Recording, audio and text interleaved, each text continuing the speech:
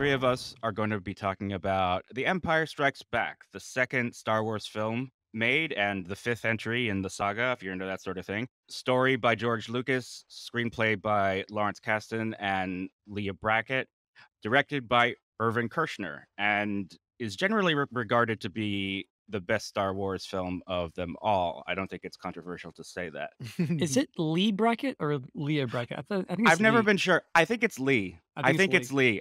I think I hedged my bets when I just said it just then, and I was like, Leah. There's no You're A in like, it. oh, no one would call me out on it on my very own podcast, so this will Nope. be safe. No one would be such a massive jerk to blow up my So, but- spot.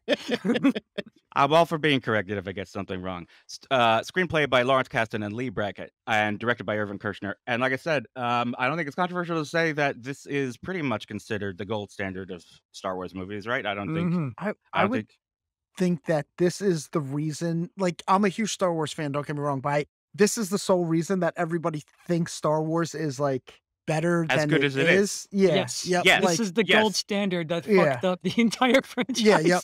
That's It's, well. So let's jump into it, because one of the big things that I wanted to bring up later. So we are all in agreement that Empire Strikes Back is the best Star Wars movie. oh, Hands down, no doubt. Oh shit. Okay. Wow. All right. Yeah, and there's not even like for me, like I guess I'm like super basic in the sense that the only other contenders are from the original trilogy, but even that, like the next step down would be like for me A New Hope, but that's like such a big step down like from how good this movie is. I feel like the people that prefer A New Hope were the ones that were like first wave. I saw in the movie theater. I never saw anything like it before, and it blew their skulls apart. Like, Yeah. and therefore, like I feel like there's a special place in their hearts for the first time. But For that sure. It's being like the said, first album of a band you hear could be their worst one, but I then feel it's like gonna be a Empire's favorite just of the theirs. better Yeah. movie. Well, so here's the interesting thing about that. I mean, I agree that Empire Strikes Back is the best Star Wars movie at the end of the day. One of the things that I think this movie kind of ruins about the original Star Wars is that the original Star Wars is kind of this weird experimental standalone movie that works more effectively when there are no other sequels. Yeah, like Because the Matrix one. yeah, well, part of what's so experimental about it is that it's this idea that you are walking into a random part of a story already in progress, and you don't have any context for what's going on. You jump in like in media res or whatever the term is, and it's up to you to catch up. And that's the conceit of the movie.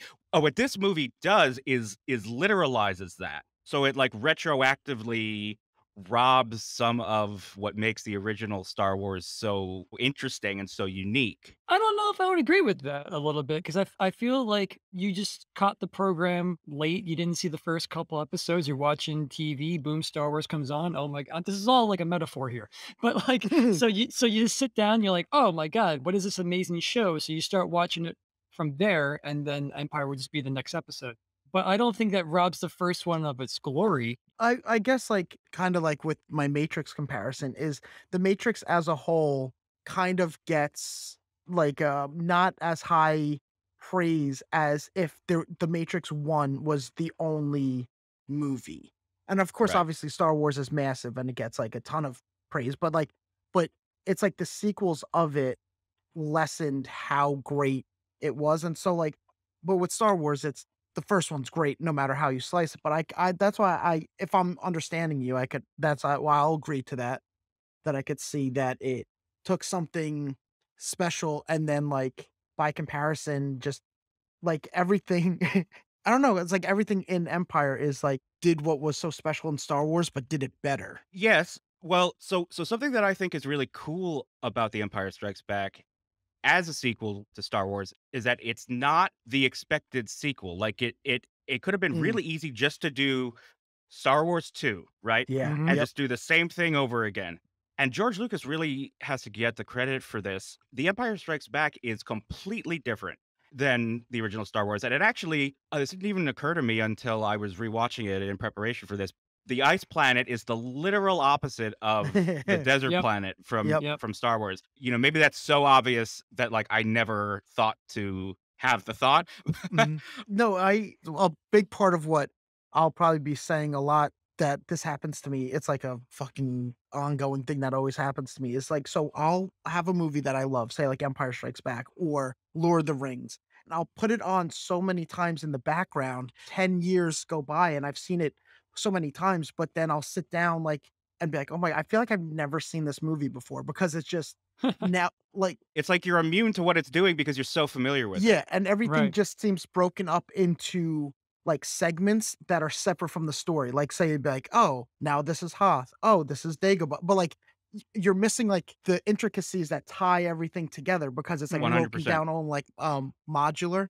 So it's like I don't think I ever caught on to, oh, it's the complete opposite of the desert Sure. planet because it's always just been boom, ice, like snow. That's what it is. We're on Hoth. It's funny, it's maybe it's old age, maybe it's because, as an actor, when you take a lot of classes and you study a lot and you do it a lot, you open up your defenses a little bit, you become more vulnerable. So, like, I get more teary-eyed and choked up when I watch movies, and I was watching the carbon freezing scene when they freeze Han Solo and Carbonite, and I was basically just paying attention to how Leia and Lando and Chewie and all of them were just watching their friend die, basically. And Mhm. I thought about it as in like we all know he lives. I've seen the movie 10 million times, like you guys said, but what if this is like, what if I'm a character in this, and what if I don't know what's happening like these characters do? They don't know what's going to happen, and they're watching their friend die.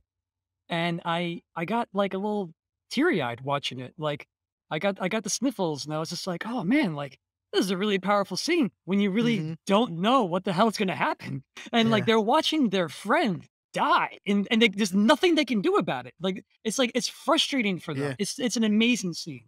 I have a new appreciation for just how good the performances are in these original movies. In this movie in particular, like Harrison Ford, Oh my god.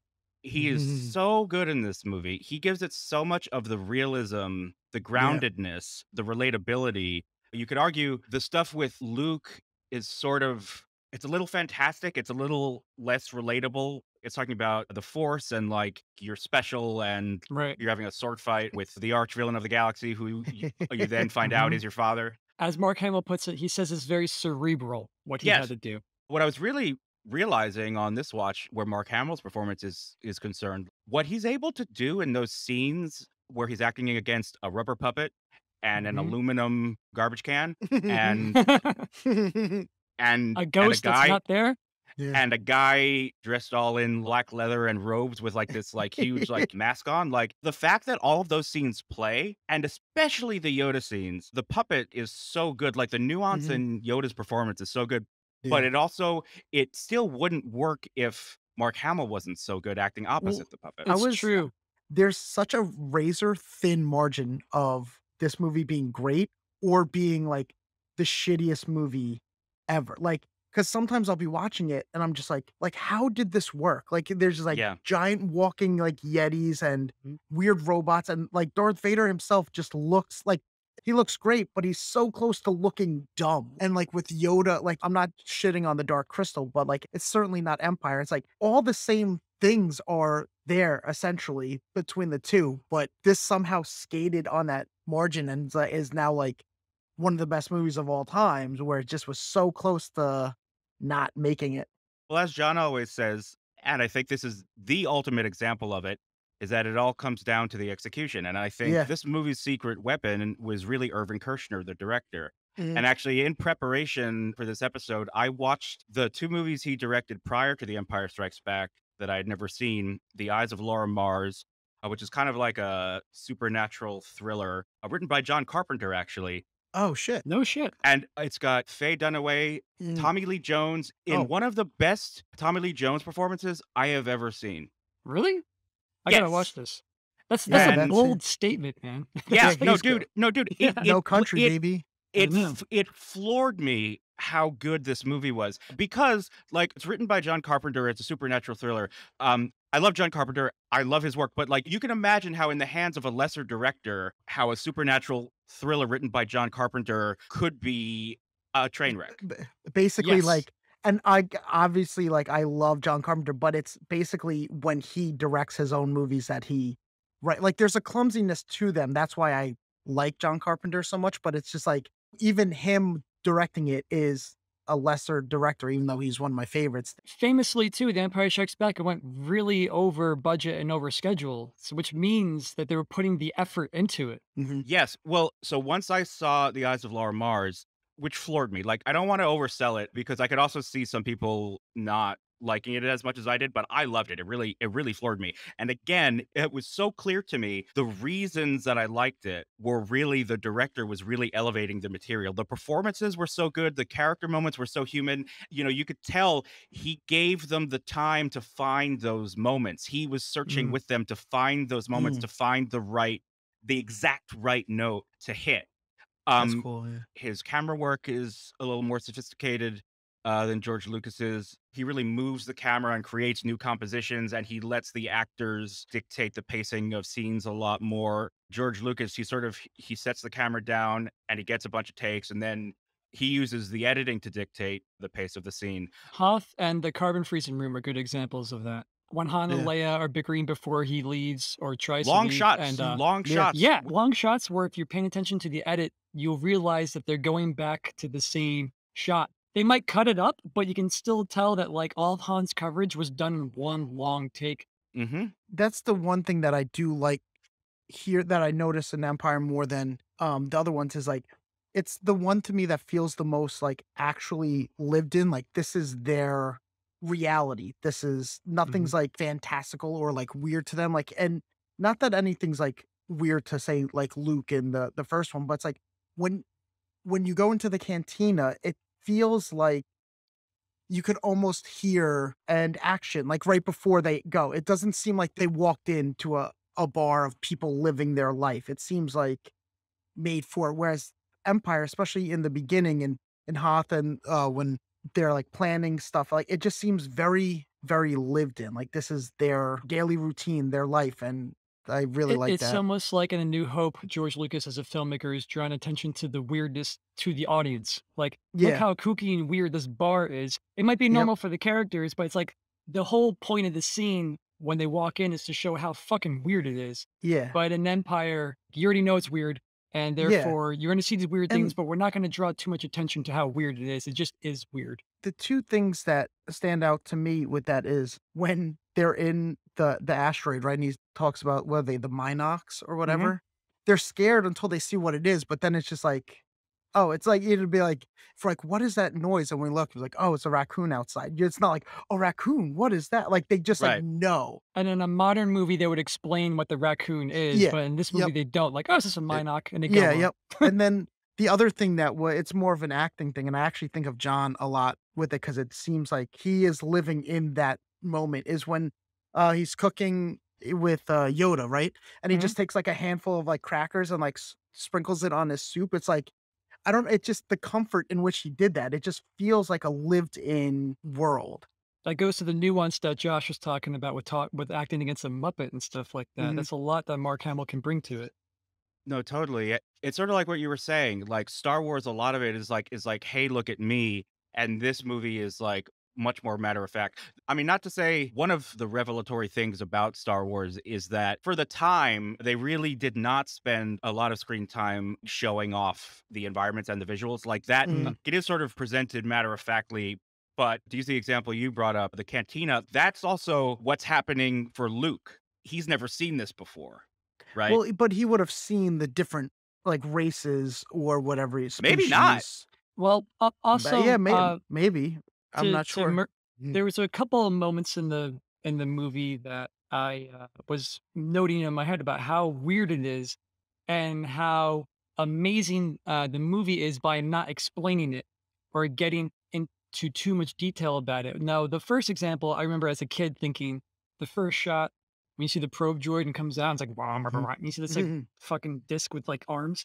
As a kid, I thought that was weird. It's weird, supposed to be weird. And as an audience member watching it last night, I was like, you know, yet again, I bet they would explain this thing a little bit more Mhm. if it were made today, and I'm glad they don't. But then there was one other moment, and it seems like such a throwaway moment, but I think it's the perfect example of nuance and just having something that's really impactful without explaining it is after they capture the good guys in Cloud City, they cut to Chewbacca in his cell, and there's a screeching alarm going off that's making Chewbacca crazy, and then they turn it off, and then, like, that's it. It's all I needed to see as an audience member to know that, like, they're just torturing him, and they don't go into it. There's no scene of 2 stormtroopers being like, "Hey, watch this. We're really gonna piss him off and hit a Yeah, button," and, yeah, like, because that would be done today, and I'm so glad yeah. that they just, like, and it's such a weird cut. Like, you would think, like, why would they have that in the movie? And, like, they have it in the movie to show how bad it is for all these characters and what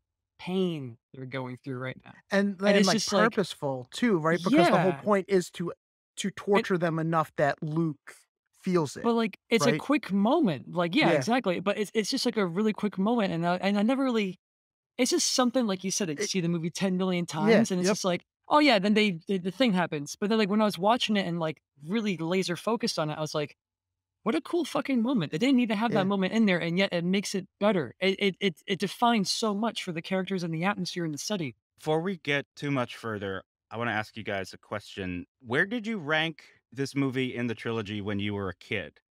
Mm. Oh, see, as a kid, it probably was my least favorite because it's so dark and, like, adult, you know? I wanna say probably Return the Jedi was my favorite, like, which is not surprising for a kid's movie, right? That's probably, like, the newest one that I would've seen, and then my parents, their first date was A New Hope, so they were big on Oh, that. wow. And That's cool. so but for me, it's probably the one as a kid I watched the least because it as a kid, it would be scary. Certain, like, shots of, say, like, the bounty hunters or something like as a kid when you can't really process, even Dagobah might seem, like, scary and it just, like it's like a darker movie, but, like, darker, like, richer, like, I don't know, it's like Yeah, the other ones are, like, bright. it's a more Yeah. mature Mm. movie. Yeah. The other ones are, like, bright and friendly. I saw them in order. My dad used to have a connection where some guy was able to give him VHS copies of these movies before they were out on VHS or something like that. But like, or whatever. So they were like pristine, like amazing quality pull for the time. Return of the Jedi was the only one that I didn't have up until maybe about the age of 11.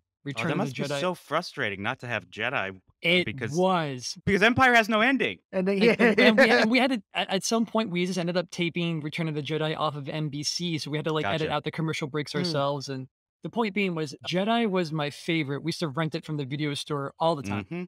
but that's also because, like, I was a little kid, green's my favorite color, the green lightsaber, a lightsaber is all I ever wanted, the Ewoks, my favorite environment to travel in is, like, a forest, you No, know, man. so the No, man. redwood forest, You don't have no, to you it's don't have not to defending justify it. it's not it's I don't I'm not trying to justify it, but it's just like, as a little kid, there was a lot to grab onto, and it was also the one that I saw the least. So it was, like, Mm, more special for me to watch that one. Otherwise, I like the first 2 on equal playing fields, you know? mm. They were like 2 chapters of the same book. And then it changed when I got to, like, 11 years old. I started to pay attention more, and I realized that Empire overtook the rest of them pretty quickly after that. When I was a kid, my feelings were the exact same as Murray's. The Empire Strikes Back was my least favorite. Return of the Jedi was my favorite. Mhm.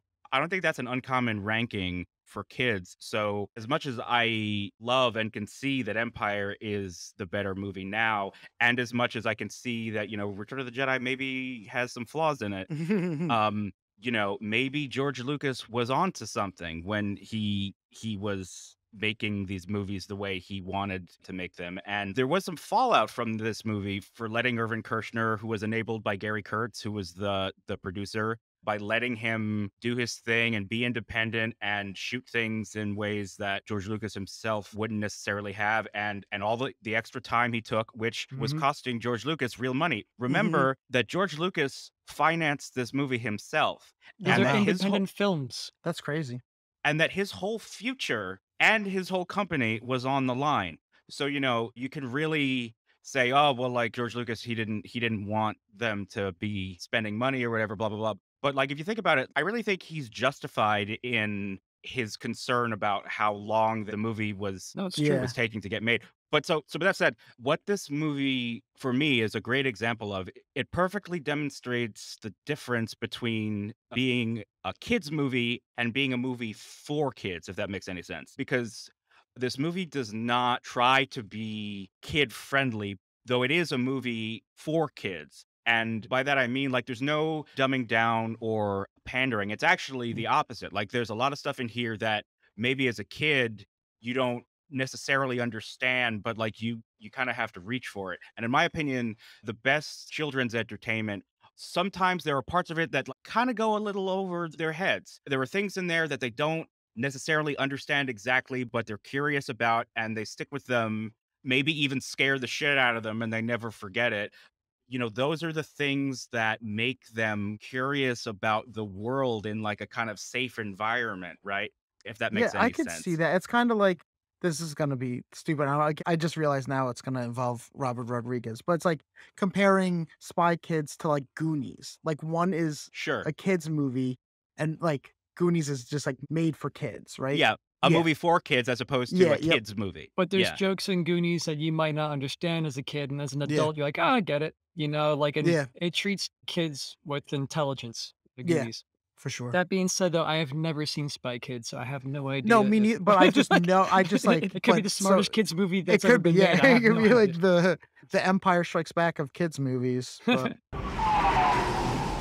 So let's get into the discussion of the content of the movie itself, starting on the ice planet of Hoth. Something really interesting that I think we take for granted now, the idea that this movie starts out exactly the same as Star Wars. It's got the Star Wars logo, and you can imagine for a second the audience seeing it for the first time being confused that they had maybe threaded the wrong film in the projector. You know what I mean? The original storyboard and the original script for The Empire Strikes Back has the crawl not happening against a star field, but over the field, the ice field, hmm. right? Interesting. So what is being established here from literally the first frame is that these are not necessarily individual movies with their own identity. Mhm. They are segments of a larger whole, which I think Yeah. really makes sense for this movie since, like we mentioned earlier, it doesn't really stand on its own. Like, it doesn't have No. an ending. The threads lead to a climax, but it just raises new issues that, like, there needs to be a follow-up. This is gonna sound so cheesy, but the opening from, like, where it's, like, so quiet and it says, "In a galaxy far, far away," then there's that, like, pause of anticipation, and then it hits you with the blaring thing. To this day, like, makes me feel the same way. Like, it's something that I'd never, like it never white noise or anything. It hits the same every time, and you're like, I don't know if it's just because 'cause you're such a fan, but it's like, you can't deny, like, the excitement that happens and with the fanfare, but it's also, like, the anticipation that they built. It's like almost like a perfect amount of silence on either side of it. Yeah, totally. It's kind of genius in those moments that they can just grab your attention just for the first couple seconds of a movie. It's like, "We have your attention. Here we Yep. go." And they force you to pay attention. So going back to Hoth, we spend the first 20 minutes just establishing this new dynamic between the three main characters. Mhm. We don't even see the villains until 20 minutes in. Yeah, that's Which I awesome. thought was very interesting. Like, the first 20 minutes is just about showing the new dynamic of these characters, which is not the same as Yes. where we left them at the Yep. end of Star It's a Wars. totally different Yeah. dynamic. Which is It's a completely different yeah. dynamic. Which Yeah. is great because that goes hand in hand with what you said, earlier about the very first Star Wars, just starting you in the middle of the story that you're even watching, which is something that it just when you said that kind of like, hit me. I've always been, like, a sucker for Raymond Carver or even some Hemingway where you're just thrust into the middle of a story and you're trying to figure it out, and, like, the characters know what they're talking about, so they never need to explain it, and now it's making me wonder, it's like, "Oh, I probably because of watching Star Wars at such a young age, you never had, like, a Interesting. clean cut beginning," and so that's where I got a taste for it, but I just love by having this new dynamic, it shows you that like, again, what I was saying when it was all lived in, like, a universe, like, life Mhm. happened between the closing credits and what you're seeing now, and that's why they have new dynamics because it seems very, genuine. It doesn't seem like, "Oh, who are these characters?" Like, it seems like Yeah. people that have been fighting side by side and living side by side, and the tension's getting thicker, and there's even, like, the great things of what it was Han say, "When I bumped into that bounty hunter on, On Ord um" Mhm. Mantell. and Yeah. you're just like, you don't know what that is. You have no idea what, but it's just like, no, because they've been on other adventures that you're not seeing. And Right. There's some obvious aspects to that with like you see Luke and they call him Commander Skywalker and he gets Mm. attacked by the Wampa and you can tell that like he's seen some shit. But I think one of the best moments for Luke to convey that is when he hops into his speeder and he's like, "How you doing, Dak?" He's like, "I feel like I could take on the whole empire myself." And then Luke's like, "I know what you mean." And just by him saying, "I know what you mean," it's like this guy has seen some shit and Yeah. some time has passed because he's no longer the kid being like, "Hey, what's that flashing?" and asking. Yeah. He basically was Dak in A New Yeah. Hope, Right. Yeah. and now he's And now he's beyond Dak, the And leader, now he's right? The rogue leader. rebel. Yeah. Yeah. and And Yeah. now he's rogue he's a leader. commander and he's in charge. And like, Yeah. but he also, as an actor and as a character, he's acting like it too. And Mm. with Han, you know, he goes from, "Hey, do you think this girl might be into me?" to like he's clearly into her, and they clearly have some unrequited thing that they are arguing about, and he's leaving, and there's a lot of things going on, and they call them general and captain, and Yeah. Yep. there's a lot of stuff going on. Speaking of Han and Leia, I just had this thought for the first time rewatching it. I get the vibe that Han and Leia hooked up Oh yeah, already. I get the Oh, same vibe previous. too. Yeah. Yeah, And this is kind I of always thought that was inferred. Like I always thought that no, they like as it. That never occurred to me because as a kid, like I just wasn't thinking those terms. But Yep. if you read the intensity of the fight, Yep. it's like they fucked.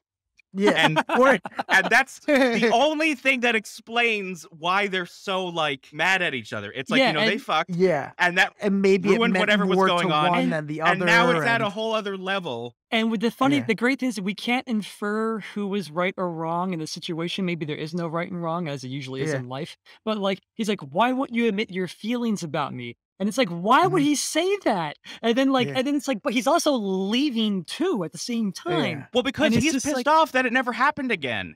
yeah. And the 'Cause fact that like he she doesn't seem to care that he's leaving, you know? And then it's just like, mm. does it mean anything? No, but it's not because But we're just you do have inferring. the We're just feeling. inferring. But it's in the, in the kiss scene that's very like, where Billy Madison got the like, "Carl, so great to see you," like when C-3PO walks in.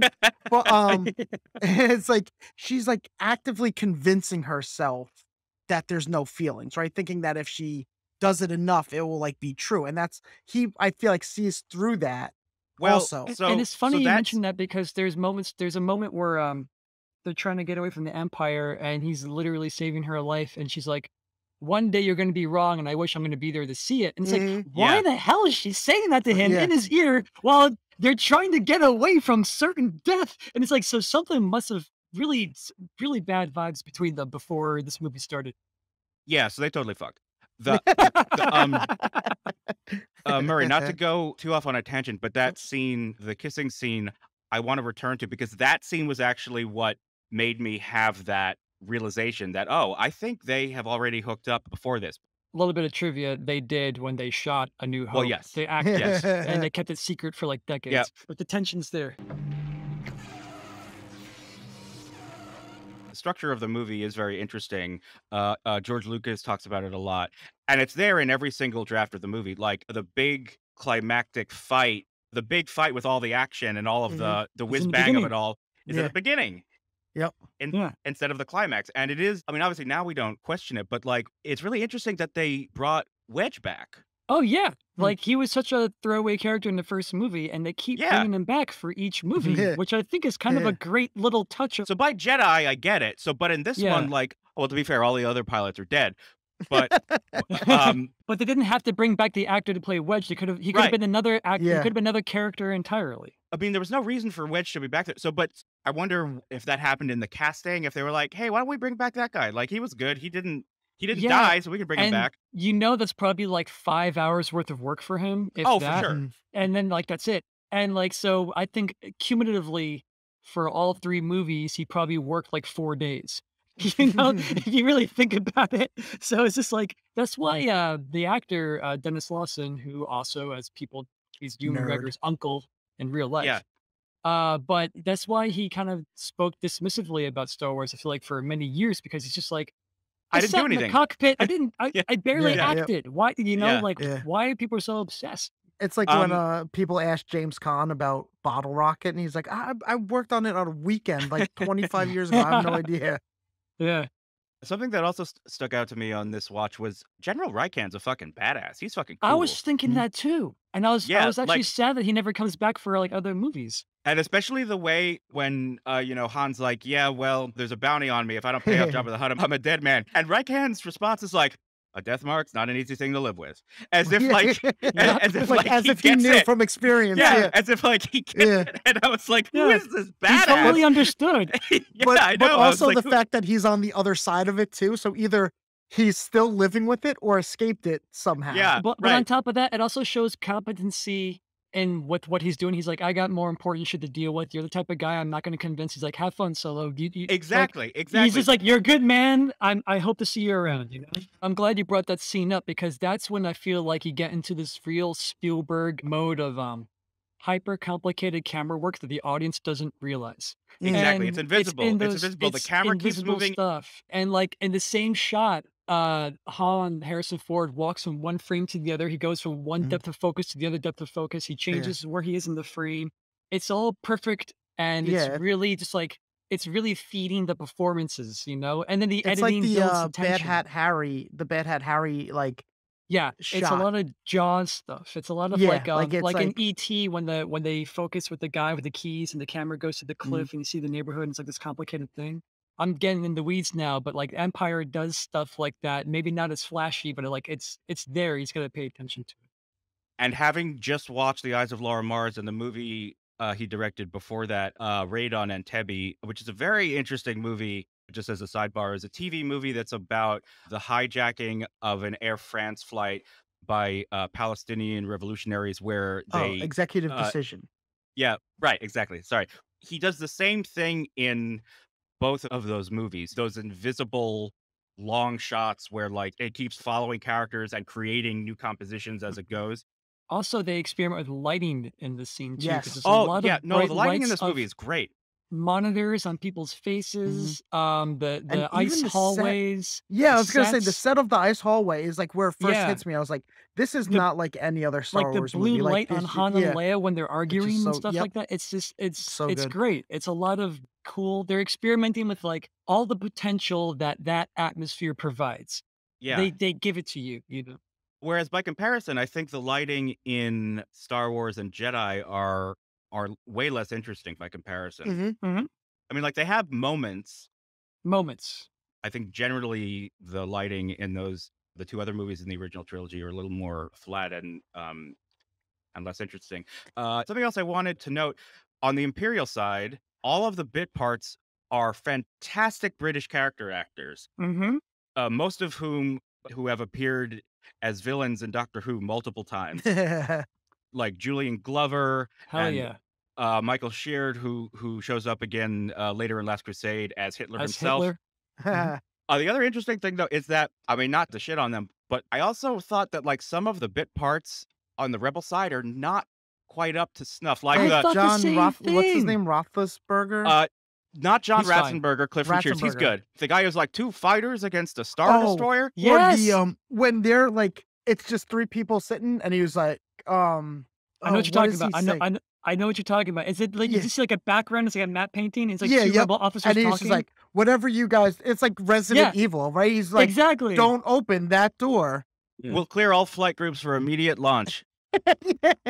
And that's actually Joe Johnston, the art concept designer, whatever. You could tell, again, not to shit on them, but yeah, you know, that's like if you're thinking of an actor, why does this Right. actor get a line? You're like, oh no, it's because it's somebody on But set. Like, but Zev, the pilot that tragically dies, who also rescues Han and Luke from the snow, Yeah. he's good. Yep. General Oh, no, yeah, Rieken's he's good. great. Even the lady who speaks in a flat tone, he's like ion cannon ready. Like that's fine. Yeah, That's great. fire. But like specifically like the random ass soldiers, it's like what Yeah. the hell? Like Yeah. there's a million people that want to be in this movie, but these are the. I guess it's just like I like that they just got the shot done and that flatness was it. you know? of that, the flatness of that, you know, the ion cannon thing, because that Yeah, I also love that shows too. again the world is lived in, right? It's like if you hear like air traffic control or something like that, it's always like, no, Vector 9, you're clear Uh-huh. for like it's not, there's no emotion to it because And you're for just what they're saying, doing, like if this ion cannon fails, hundreds of people are going to die in that Yeah. ship.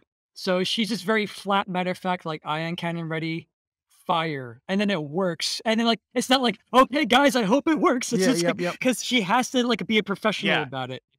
So on that note, something that always really struck me when I was a kid, and I was only able to really articulate it now, is that there's no glory in the Battle of Hoth. Mm. Hmm. Well, Luke takes out the one thing by himself, and Wedge. What I mean is like they are fighting to buy time to escape.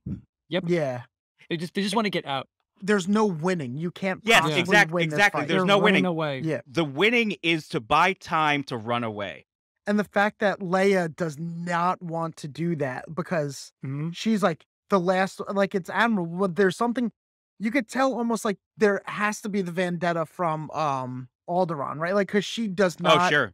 she Oh yeah. almost she's not like saying Oh, that that's anyone's like interesting. a coward from running, but it's like there's like a weird like obsession with her to not leave. And it's only at the very end that she like gets Yeah, well, I you know, really never. regretful, like she's all the right, leader. soundy. Yeah. She goes down with the ship. Like she takes that Yep. responsibility very seriously. Something that we I. see again in The Last Jedi, actually. Mhm. Hmm. She takes every loss very seriously.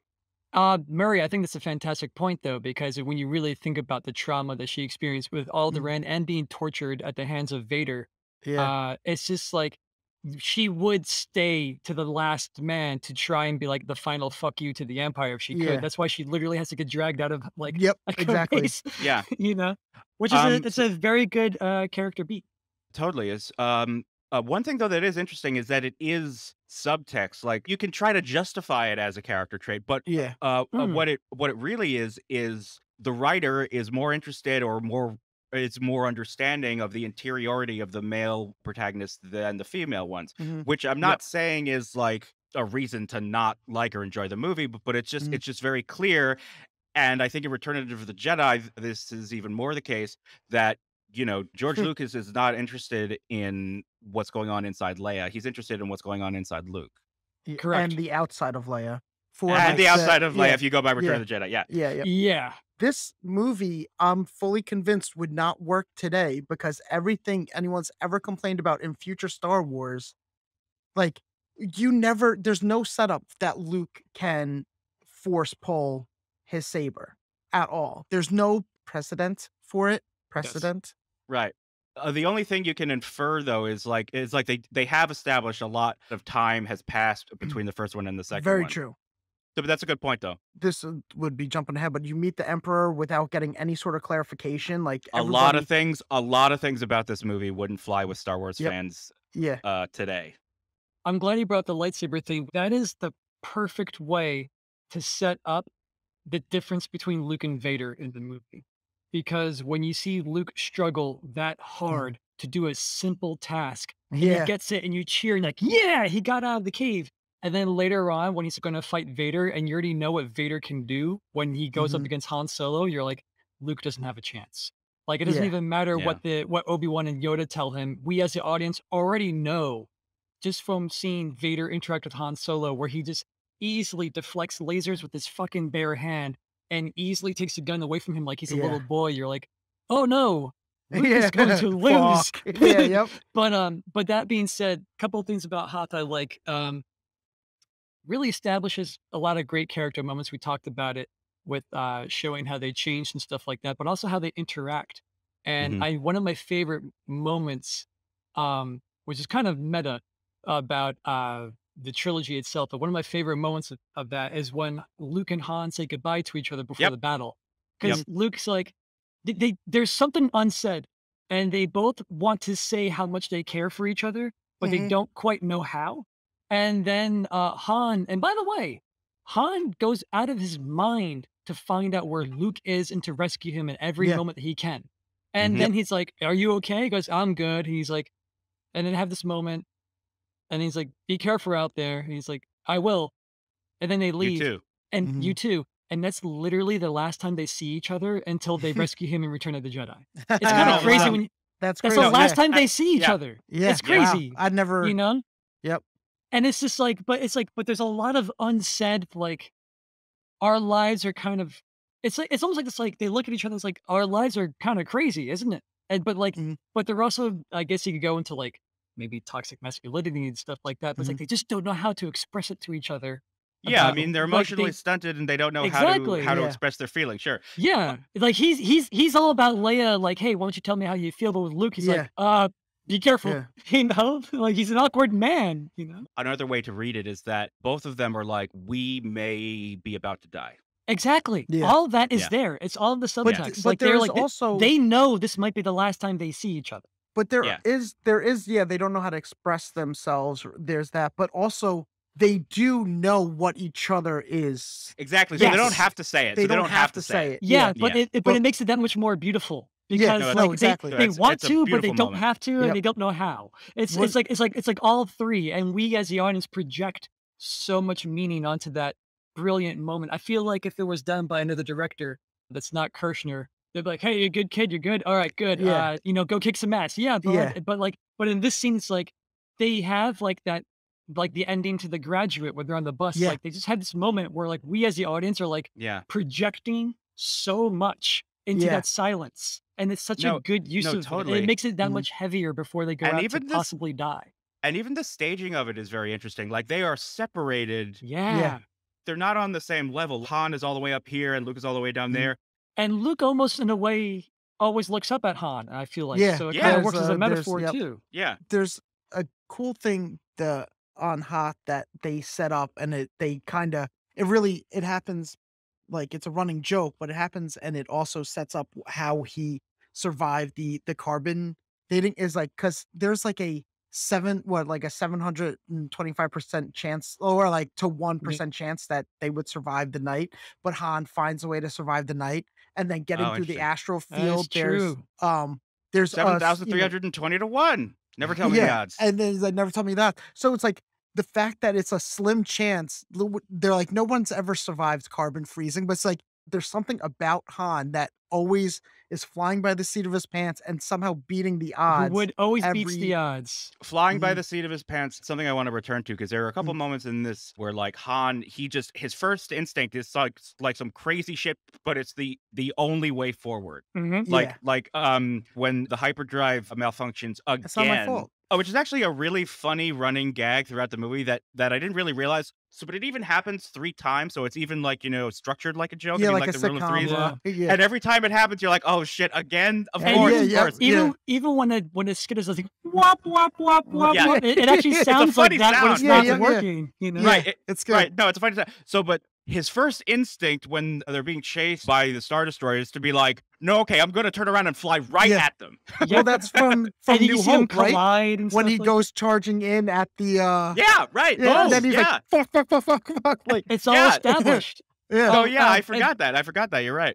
and one little point just to show we're talking about the characters of the good guys. Hoth does the perfect example of showing Vader's resolve because when Vader shows up, he's in front of the stormtroopers yeah, Yeah. walking down the hallways, his weapon safely on his belt. Yeah. He doesn't give a fuck because Well- nothing anyone does is going to stop Yeah. that man from it's walking down gotta that be- hallway where he wants to go. because And he that says a lot about that something about character. his power that like literally every person and gun and everything in this base is not a threat to me. Like that's Yes. like Right. awesome. And he's not he's walking like he's walking to a board meeting. yeah, and it's Yeah, I just know. like- It's so it- funny. it- Like, it's almost kind of it's- casual. Yeah, It's it's almost very kinda casual. judicial, you know? Yeah. yeah. And Yeah. it's just like he doesn't give a fuck about Yeah. what may approach him in the hallway because he's got Mhm. it covered, you know? Yeah. Could I ask the most confusing line in all of Star Wars is Han goes, "I'll see you in hell." And you're like, well, this opens up a whole can of worms here. And not that we have to get onto it, but like, do they have like a punishment afterlife? How like what is going on there? Well, it's I know it's just a something- phrase, but why would they have that phrase? That Well, would that be like comes up- if Han that hits comes his up a thumb and lot. he's like, Jesus Christ. Like, like Yeah, you'd be like, that well- doesn't fit. Well, Yeah, well, that comes up a lot throughout the movies. There are like certain colloquialisms that they shouldn't actually be able to have. Yeah. Like, I mean, this is a bad example of it in the Phantom Menace when Hugh Quarshie or Captain Panaka or whatever he goes, "Oh, without the shield generator, we'll be sitting duck." How do you know what a duck is? Yeah, you have Right. ducks. Oh, I didn't. the one thing I will say, Murray, is that I just quickly looked it up while you were talking to verify it. Nerd. in Norse mythology, they do have their own version of hell, and I think it's like it's called hell, which Mm. maybe I'm not sure where the word came But from, I but guess like, for me, but you just know how because like it's just one of those things where they're like it's a going cross between cultural planets concept. and they're like it doesn't seem like I don't know, it was just so jarring No, well, to me. Yeah, so there's another way to look at it where it's not jarring because if he had said, "Then I'll see you in insert sci-fi word with a lot of X's and Z's Yeah. that's unpronounceable." Flandorfin or something like Yeah, that. Yeah. yeah, then True. that Well, Yeah, really would have pulled you out. yeah. Well, some yeah, things you have to do like the not like not a mistake, but do it incorrectly. And like this like Yeah, well, like it's sort of a conceit. Like, for example, how are all these people speaking English? yeah. I yeah. was just Yep. about to say Yeah. they're all speaking English with American or British accents when they all should be speaking something totally alien. Mm, So I mean, the buy-in is like an understanding with the audience. There are certain yeah. things you just Yep. shouldn't think too hard about. Yeah. Though, Yeah. but that said, I mean, it makes sense to me that there's some religion that believes in a Yeah. version of hell. I mean, it's not like, I mean, it's Yeah. not so crazy. It would be a lot Uh, No. crazier if you said, Well, like, "Jesus Christ" as an that's what I'm exclamation, then saying. Yeah. that Yep. would be Yeah. different, though, because that's a Yeah. specific, like, yeah, I mean, I don't person. think it's as jarring as if he had said, "Oh, Jesus Christ" or something. Yeah. Yep. Exactly. If you But just it said hell, always like fine. maybe, I was just like, oh, that like it never fit. But yeah, you guys make up a very good point. Like, if you're gonna have a line like that, which is important because he's literally like, I would rather die trying to save my friend than leave him to die on his own, which is very Right. Han Yeah, Solo. So he needs some sort of dismissive line. and he's also kind of saying like, "Hey, buddy, like we're all going to hell. Like Yeah. no one is getting out of this. Yeah, yeah. Like, Yeah, Like, we're all gonna like like you're die. I wanna surviving the find my yeah, friend before we yeah, die, you yep. know? yeah." So choice to use that colloquialism. What that says about the character, I think, is more important than Then the the Yeah. the a artifice of 100%. it all. Yep. Yeah, Yeah, and Yeah. then he puts on his Yankees cap, and he's like, "Pass me the Yeah. Mountain Dew," and he goes right out the Yeah. door. Yep. And then he shotguns a Red Bull and fucking crushes the can on his head. Oh, but that's a good point, actually. I'm glad that you brought that up.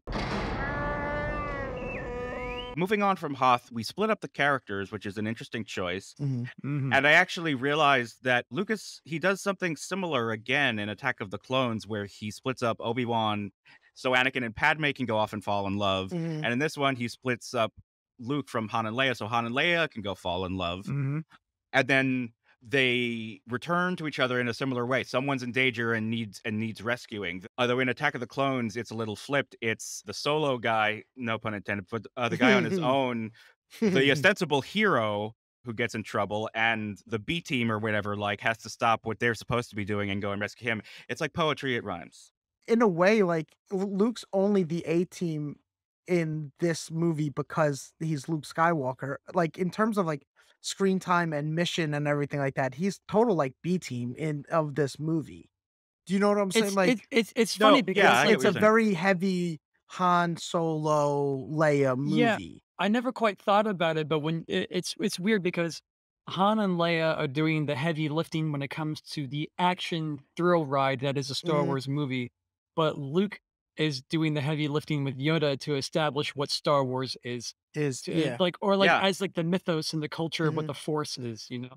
And combined, I shouldn't say what Star Wars is, but like what the no, kind of. deeper kind Yeah, of, but like I feel yeah. like but you need I mean, the certainly what it becomes. yeah, Mhm. yeah, but you do need like the romp that is Han and Leia to be Star Wars too. Otherwise, it just Yeah, to becomes like balance it it out. becomes Yeah. like Star Trek and academic if you don't have. Yeah. So moving on, the stuff that happens on the Falcon with Han and Leia and all the stuff in the asteroid field. The first question that I want to ask, who put the door on the Falcon and why?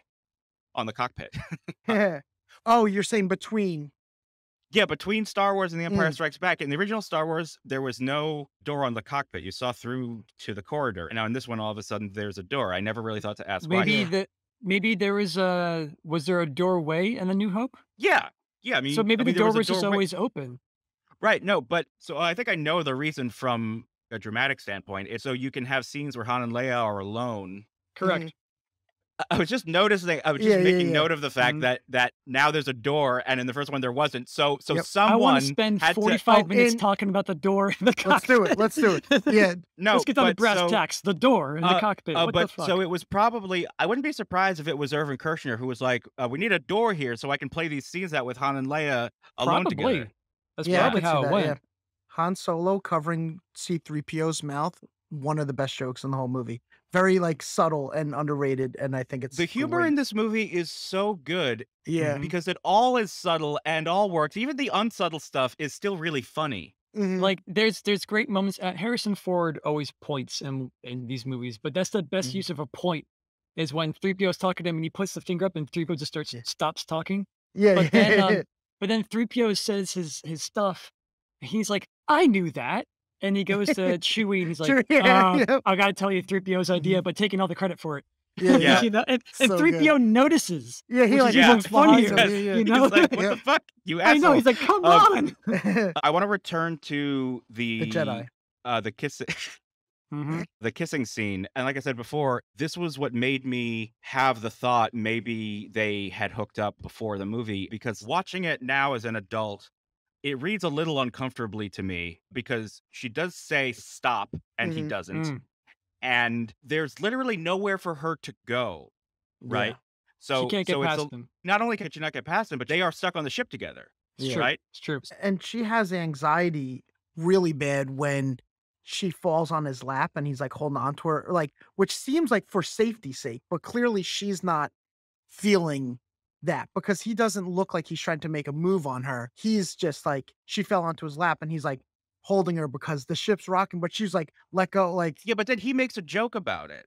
So He yeah, like does. he's so like she's clearly freaked out mhm, and he's not taking her seriously. Like he makes a joke yeah, about it.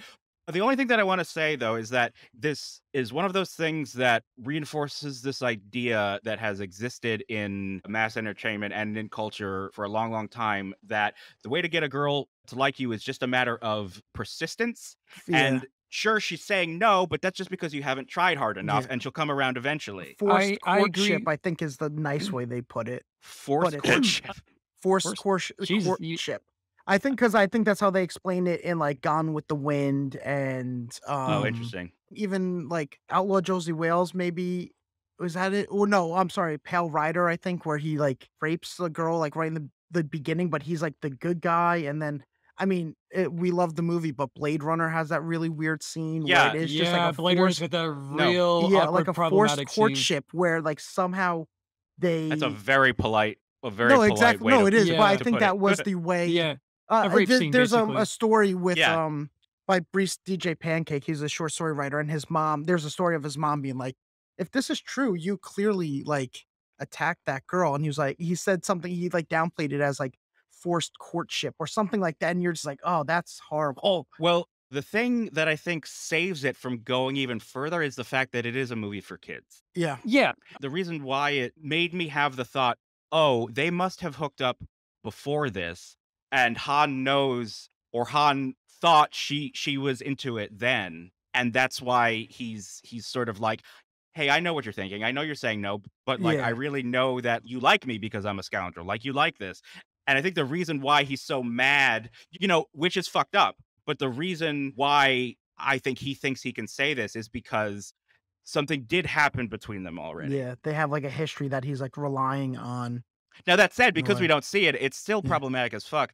Oh, I'm yeah. not like And she I'm runs not yeah, away as soon as, yes, C-3PO interrupts as yeah. soon her. as she Yeah. gets She doesn't stick as around. Yep. no, so which is also something that I know is an experience a lot of women have where they do let them have the kiss because it's just easier to do it Yeah. rather than risk making the guy mad. Yeah. I Yep. mean, that's a real thing. And so the fact that she then immediately runs away as soon as she has the opportunity, Mhm. that also reads as like not great. I think you're right. I think this is just a symptom, or it's just like Yeah, it's just symptom evidence. of It's Yeah. just yeah. of the culture of the time. You know, Yep. back in those days, there really was the she's playing hard to get Yeah. idea in culture, which I think we're getting rid of right now.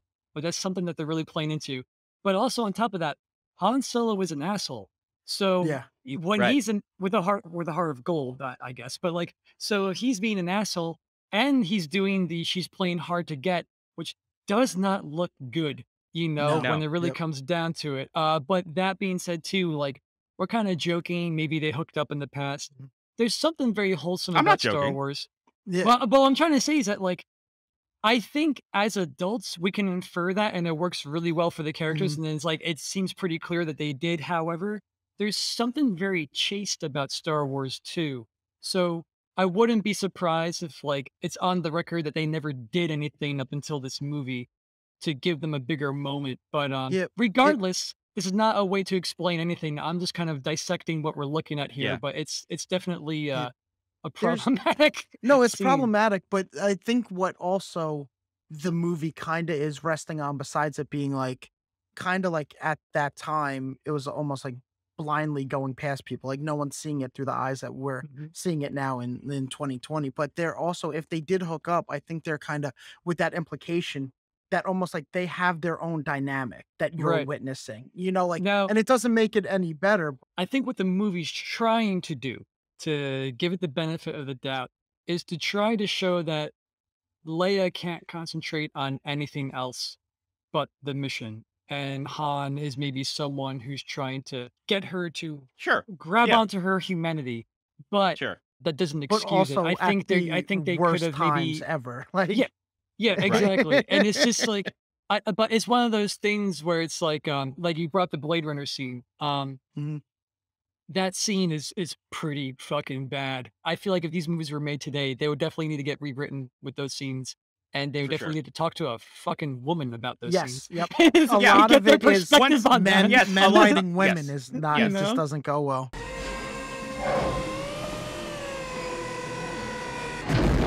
The scene with the Minox and Mm. the space slug, I love it because it shouldn't work. It's just black Yeah. curtains and Mhm. a fog machine Yeah. and like a couple of plastic wings on like rods.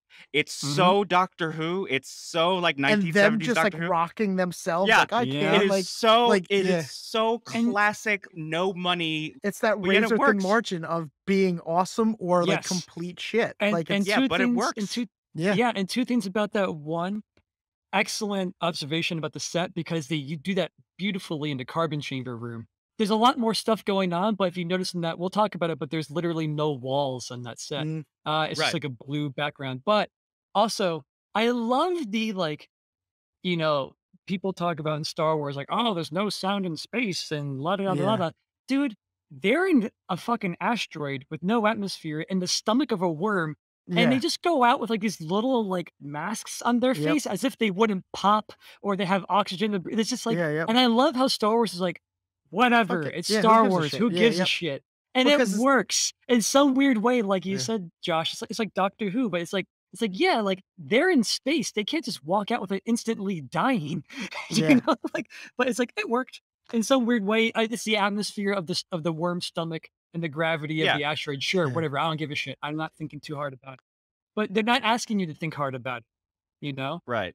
they're asking you to Um, think about the tension of the scene. I just had 2 minor things that I loved about the asteroid scene. They both involve Vader. One is, like, when I was saying the lived in feel of it, is when he's just, like, walking away and, like, everybody's going about their business, and even that little remote control, like, droid is just going, but, like, no one's paying attention to it, so you get the idea that that's just what it does all day long. It has its Mhm. thing, and it's just, like, running around, like, no one he doesn't sidestep it, he doesn't look down at it, he's just, like, doing his thing, like, so it feels like what it would be like at your office at work, you had, like, an air conditioner that just, Mm, like, made, like, a clunking noise every mhm. hour, like, you wouldn't just be like, "What is that?" You would just like, who cares, whatever." The other one was when one guy that's doing the hologram gets, like, yeah. destroyed, and Vader could not give a fuck, like, And it's such a he doesn't even throwaway s joke. yeah, yep.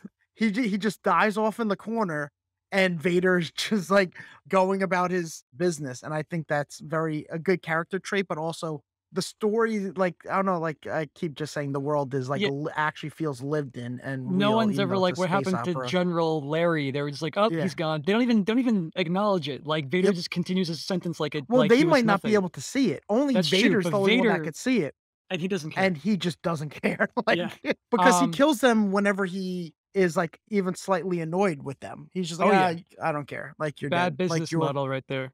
This is also the same section in the movie where Vader talks to the Emperor for the first time. This is the first time Yes. we see him. Yes.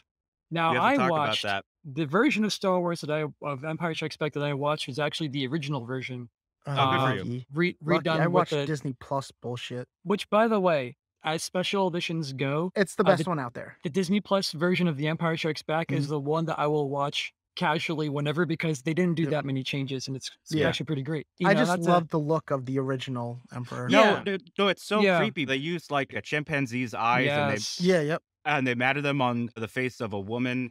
And Clive Revel is an actor yep, who provided the voice, very and it's deep so voice. it's so creepy. That's an interesting thing because it's the first time we see the Emperor.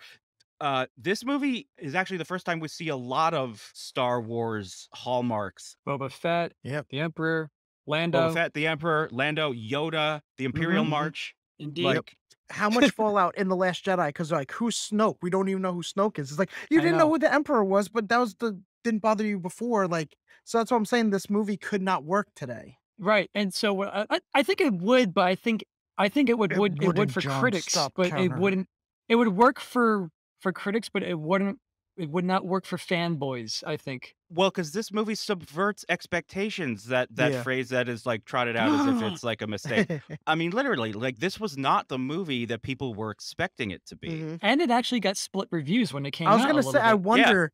It Maybe did. I'm saying it wouldn't work today, but maybe it didn't really work back It then. In the same way that Last Jedi doesn't work today, but with some people it does. Like maybe it you're was the right. same thing. Go back uh, and read the original reviews. A lot of people, like a lot of critics, were like, "This is not what I wanted it to be. It's a Mm. different movie. It's blah blah blah blah blah." But I was gonna say because I didn't want to lose track of the Emperor scene, so I watched the original version, and then right before we started this podcast, I watched the special edition version of that same scene. yeah, And there's something about the original version that I like more. In the original version, the dialogue is very similar, but in the yeah. original version, the Emperor is like, Luke Skywalker has to be stopped, yada, yada, yada. And Vader just gets straight to business. He's like, he's just a boy. I think we can turn him. He's like, can you do it? Yes. Okay. Then we'll make it, blah, blah, blah, blah. When you watch the special edition, he's like the son of Anakin Skywalker, basically Luke Skywalker is, blah, blah, blah. And then Vader is like, how can that be? As if he's just learning that he has a son.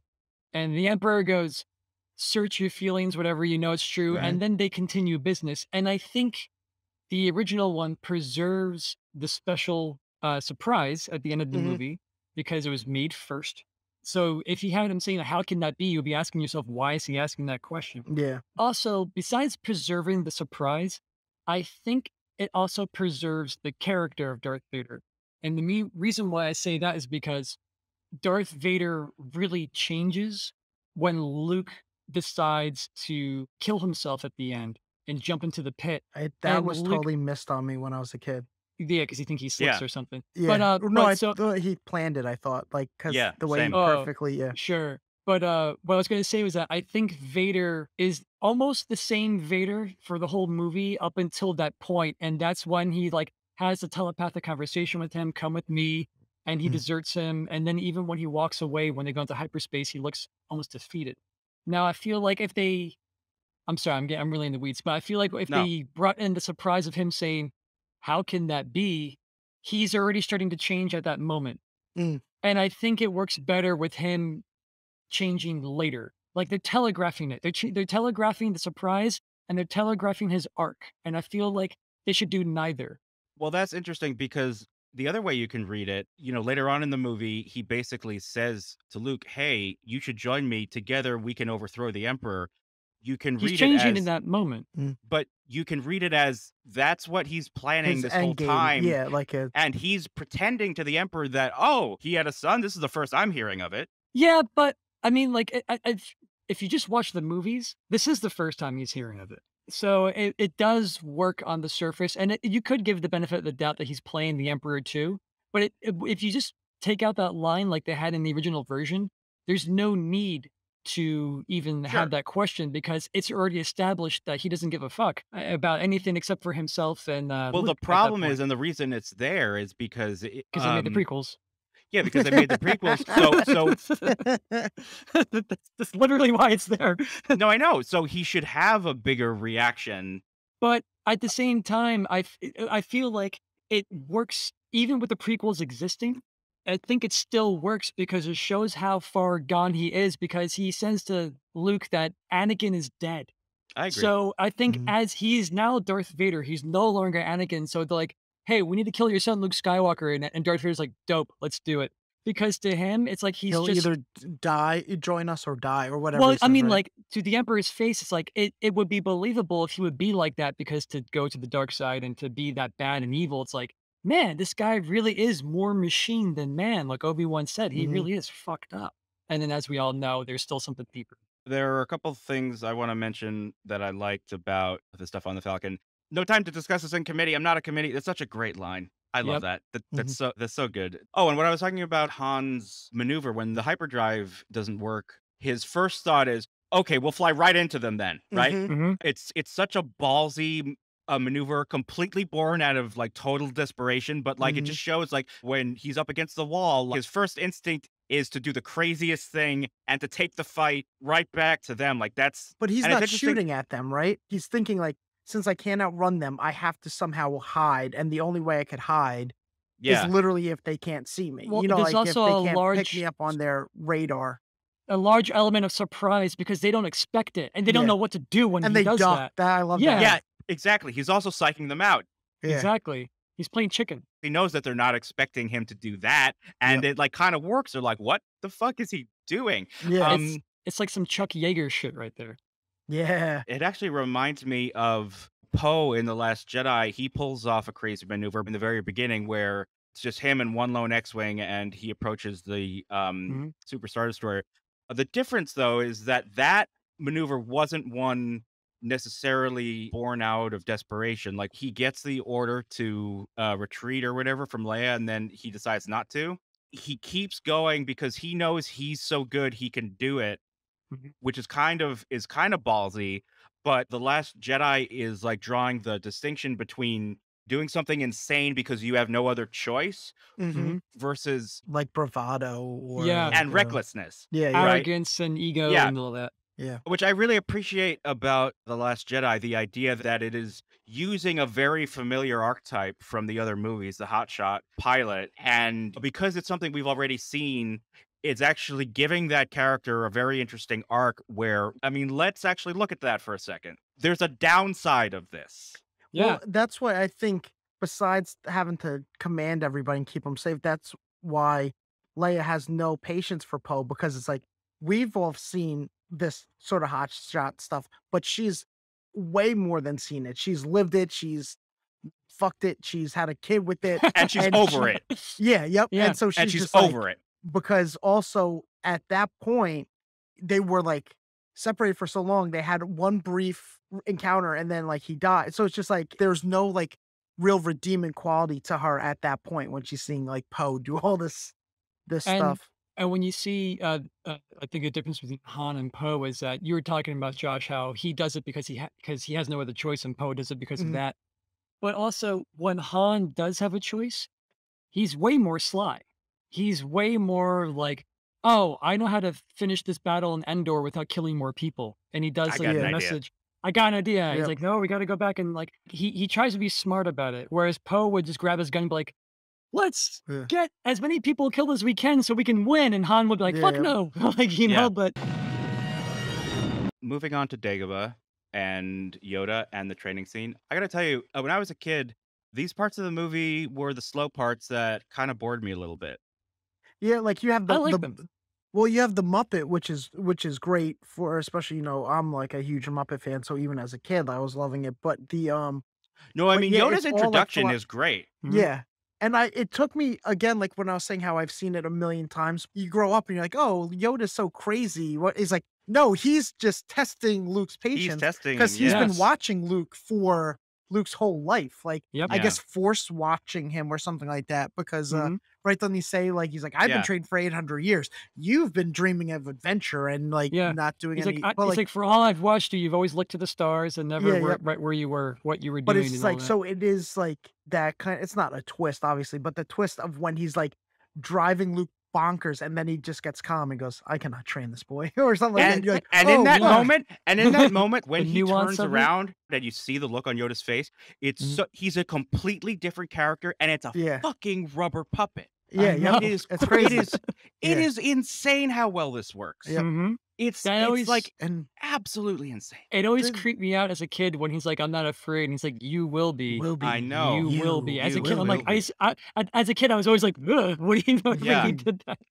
I like those moments as a kid though, because as a No, no. kid, The No, what I'm talking actual about is like training, right? yeah, the actual but training, like no, the that's what I'm saying. The actual training as a kid, I actually liked because they were kind of getting to the nuts and bolts about what he can do, and for some reason, as a kid, like the image of him trying and failing to get the X-wing out of the swamp. I was thinking about this when I was watching it the other day. I didn't realize this until now, but I think subconsciously that movie was showing me that it's okay to fail because Mm, Because the usually whole in movies, movie, they all fail, but yeah, well, but think mm, about especially it. that Like, scene, yeah. think about it. Like in every movie that we watch, someone's like, "I got an idea," and they do like a fucking montage, and they do it, Yeah. and it works. And this is the first movie I've seen where the good guy, Luke Skywalker, the guy I want to be, is trying something, and he's just failing. He can't do it. But it doesn't necessarily mean that he can't do it in the future. It's just that he needs to try harder. He needs to focus more. And as a kid, I was kind of like absorbing this. So when the Okay, yeah. X-wing goes up and then it goes back down into the water, it like broke my heart. And then mm. Yoda was telling me that like, no, you can get past it. And like these are things that I was as a little boy, I was kind of like absorbing. The funny thing about that whole scene is, I made the joke. I think we weren't even recording yet when I was like saying that Luke only trains for about 6 hours, right? Because he trains just basically Right. the length of time that they were in the space slug, right? Give or take. It just is not that much time. So you have the day before. Luke's like, I'll do whatever you want. Just you can train me. And literally, like, smash cut to like the first thing he tries. He's like, this is impossible. Like That's funny. imagine being Yoda. You'd be like, "This is exactly what I said would happen." Like 20 minutes ago, you said you wouldn't give up, and now you just like are giving up. As a film, The Empire Strikes Back is the only example of a movie I could think of where there are two storylines going on that, like, it's weird. Luke should have been there for a lot longer than he was, and Yeah. maybe he was. And at the same time, it's like maybe they were traveling in the Falcon for a lot longer than we thought. Yeah, well, But that's what they say. That's the it's one only of those thing is because they things. go It's right like, from the asteroid to Lando. but it's, But without hyperspace. but yeah, True. So not to get Yep. too nerdy, but No, I that's very, believe very true. the line on that is like they actually are traveling for like 6 weeks. Oh, so wow. yeah, Yeah. Okay. and I feel like it's kind of thrown under the rug, but it's like, what is it? The economy of filmmaking a little bit. It's almost just like they're telling the story, and all those in between moments is like you don't need to see 3 months of Luke training. You don't need to see No, 3 of months of them course, like but like, playing hollow chess in the Falcon getting yeah, bored. yeah, no, So I like, but so it's funny because but like it's true. literally, They right? I don't had no idea. It just there seemed yeah. like, There's nothing on the text that says like 5 months later, or Luke doesn't yeah, have a beard Right. to show that like yep, time yeah, has yeah, yeah. passed. Yeah, they kinda gloss over it in the movie, yet They it really still do. works. Like you It Yeah, still like, does. yeah, yep. you know, it's called refrigerator logic. It's like something that you don't think about until later that night when you get home and you're at the fridge to get a glass of milk in the middle of the night and you're like, "Huh, how come Yeah, Yeah. he was only on the planet for like 6 yeah, hours and yep, got all that yeah, done?" Yeah. yeah.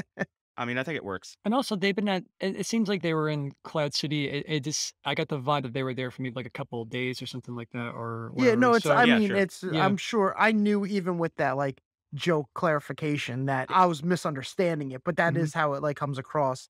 But the older I am now, like, the stuff that like, I've watched the training scene, like, just going back to what Yoda's saying and watching it on, like, subtitles and stuff because I was like, that's where everything is coming down to. That's the stuff that, like, you always just say, like, "Oh, it's the Force," or whatever, but, like, you kind of forget the Yeah, but that's details of what it what he's comes down saying. to. No, Yeah, absolutely. Now and I really vibe with it. yep. But when I was a kid, I mean, once again, I think I found it a little boring because it was going over my head. Yeah.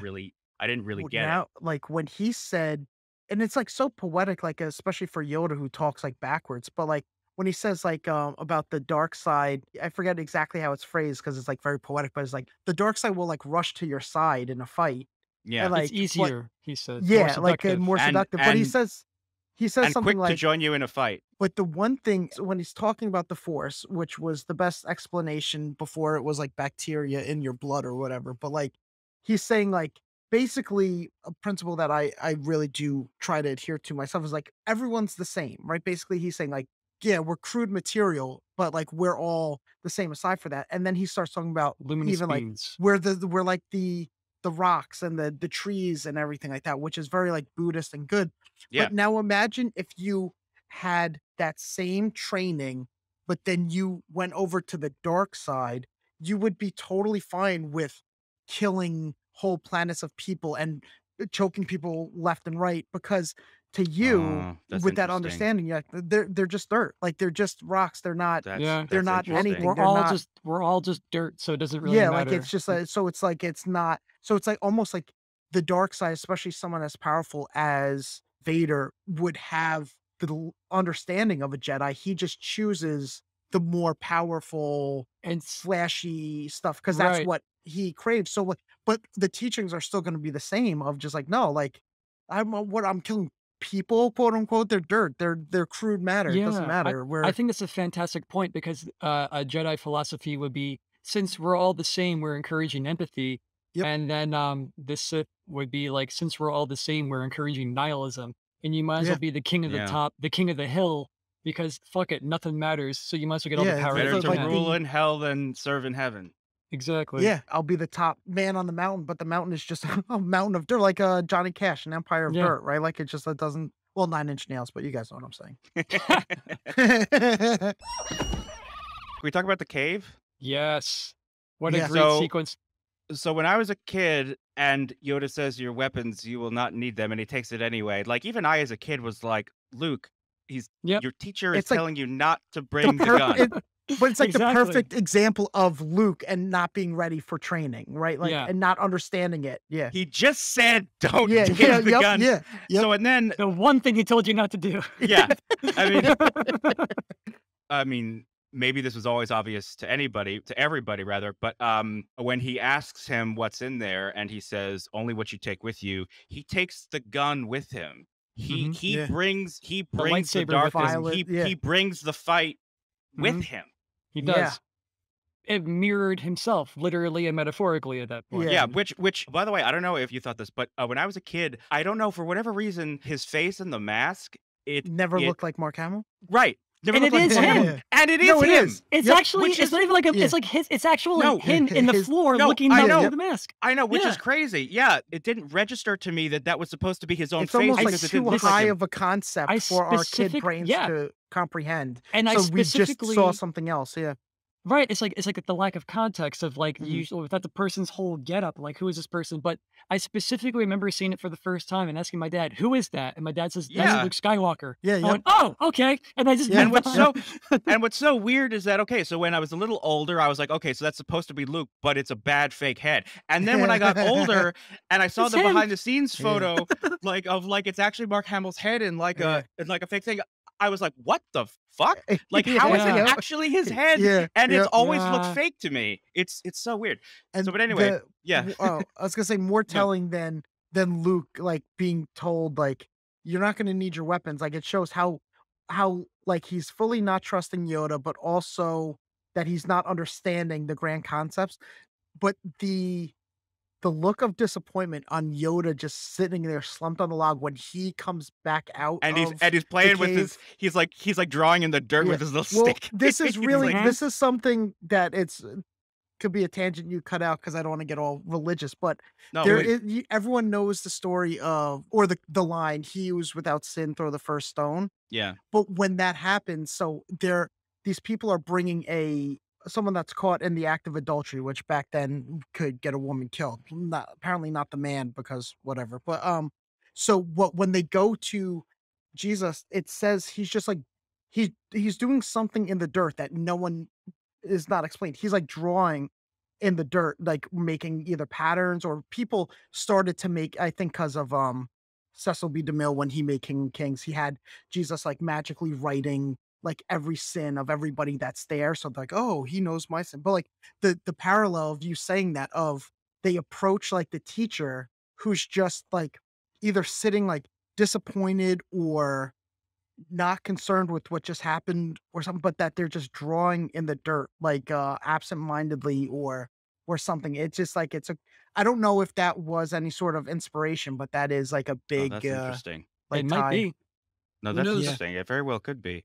one thing that I think is really interesting about this sequence, it's subtle, but it's the first example of, I guess you could say, like, surrealism in Star Wars Mhm. with, like, Yeah. Slow motion. the slow motion effect, and it's handled very well because it's a subtle cue that what you are seeing is not literally happening, Hmm. Yeah. right? It's like he's now in a dream. Yeah, and the choice to make it so subtle like that, it's so effective, and it's the introduction of, like, non-literal kind of surrealism as part of the cinematic vocabulary of Is Star that Wars that they does that use only again. happen one more time? Or No, well, it happens a couple more times. It happens in, Revenge of the Sith when Anakin is dreaming about, oh yeah, I totally Padme forgot. dying. I Mhm. literally forgot that those existed when I asked that. I Um, They mean, yeah, I was just thinking of the cave in but they do, Last well, Jedi. the cave is way more metaphorical, but not even trying to be cerebral, in The Last Jedi when Rey and Ben go back to back, Kylo Ren go back to back, that's in Mhm. slow motion, but Yeah, yep. that's just because it's cool. It has yeah, nothing Yeah. to do with it. and it is It's fucking cool. literal. It's Yeah, really Yeah, fucking and cool. I mean, yeah, at that point, like, that's one thing about great about the sequels is they brought, like, coolness back to Star Wars, and, like, literally, if there's anything that could be added from some sort of special effect that they didn't have in Empire, if they could just add, like, actual realistic glow from the lightsabers, it'd be, like, the Yeah. literal, like, perfect movie, like no, especially because, like, the first encounter with Vader and Luke in the carbon freezing chamber, The lighting like, is so when cool in the Yeah, yeah, the yep. lighting is so cool, and when Vader first ignites his lightsaber in the Mhm. dark, like, Mhm. Yeah. the interactive lighting that, quote, unquote, "should be there" Yeah. would have made it even Yeah. more awesome.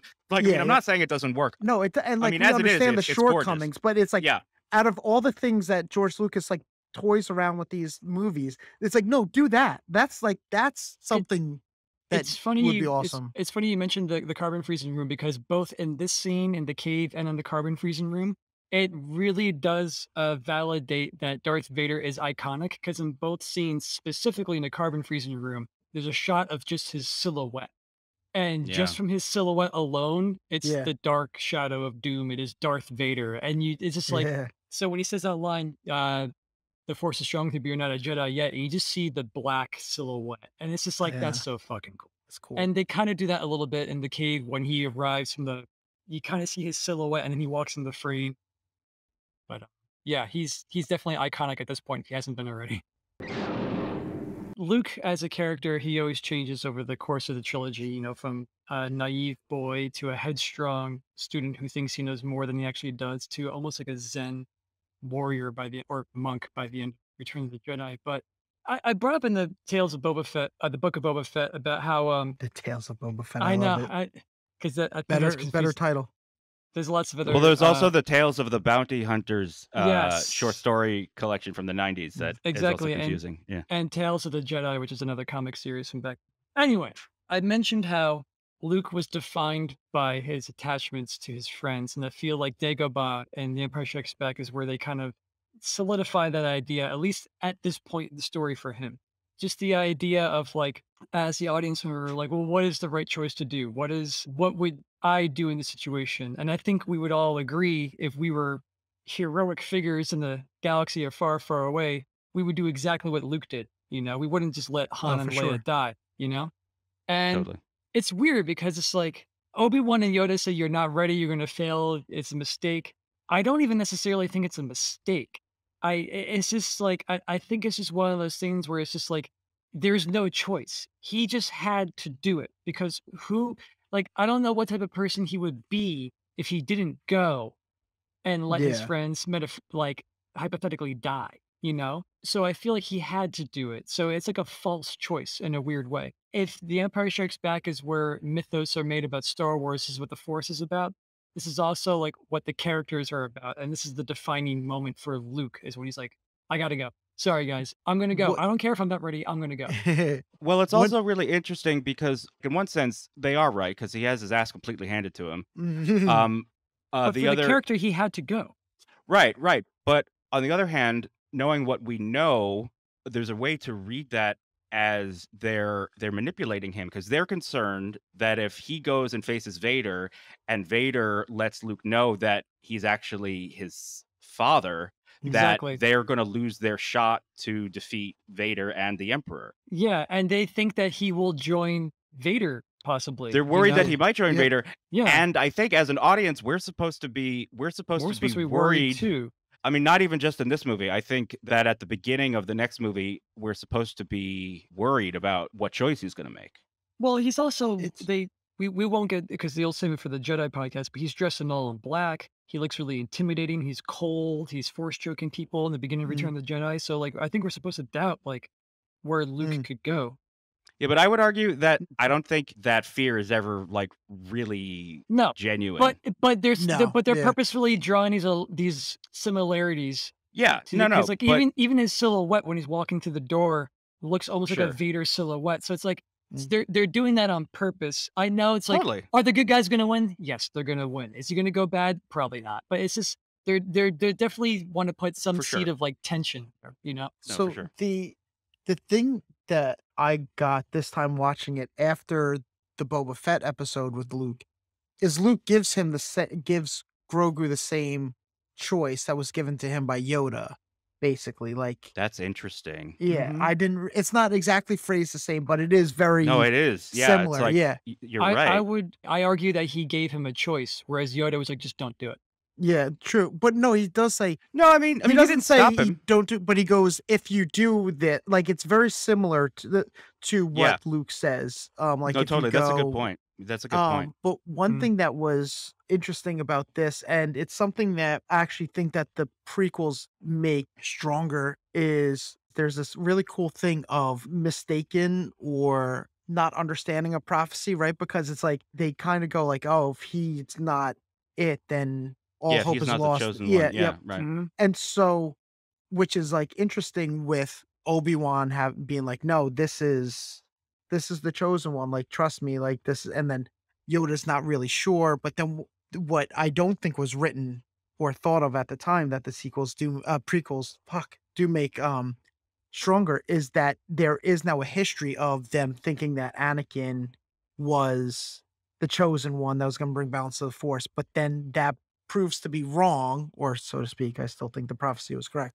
but then No, in so the they end, it go turns like out to be correct. it does, yeah, Yeah. yep. They're always seemingly wrong about the prophecy, but then actually with Jedi, if you Actually, they watch were it right all straight through, along. they were Yeah, right all along. But Yeah. it has yeah. a just with less malice, but like it's something that is developed kind of in Last Temptation of Christ, right? When like that's the big problem that the Harvey Keitel's character Judas is having is that he's like misunderstanding what Jesus was supposed to be for. He thought it was going to be like to overthrow Mm, and change everything. Mhm. So there's like a not like a betrayal there, but just kind of like a your world crashes around you. And I kind of feel like that's what happens to Yoda when like Luke flies off. No, to Obi-Wan because Yoda's Mhm. still thinking that there is another one. But it's just yeah, like from Obi-Wan's point of view, it's like, fuck, I put all my eggs in his dad's basket. That sounds weird, but like, and then and then that didn't work out. So I was maybe I was wrong. I had the wrong Skywalker. It's Luke, and then Luke flies off, and he's like, well, shit, like what the and fuck, like all the time he put into watching over Luke and protecting Luke, like Right. he has a lot invested yeah, but, in and Luke it was not. like Yeah, kind of like doubling down yeah, because of what happened with Anakin. Like, oh, I was right, completely wrong. I thought, but there's also the cool thing of like a story's not done until it's done, right? All Mhm. along, right. they thought they had the right person, and then for decades, they're like, no, that prophecy was wrong. Like Anakin But it wasn't was right. the chosen one, but it's like the story wasn't over until it was like over. That's a really interesting parallel that I never would have made, but that's a really great observation.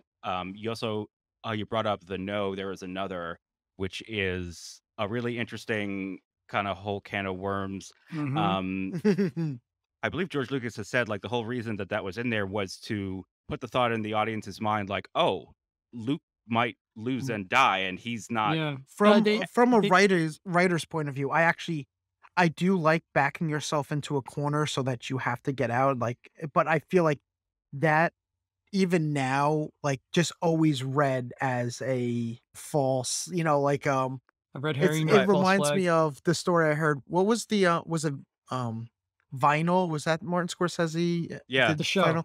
Oh, yeah, When, that show on HBO. was it Yeah. Andrew Dice Clay was supposed to get, like, killed off, and he kept saying, like, improving a line like, "My twin brother will avenge me," and he just in case because he didn't wanna be off the show for good, like, if That he is could such convince a Martin that is Scorsese. such a wild reference, man.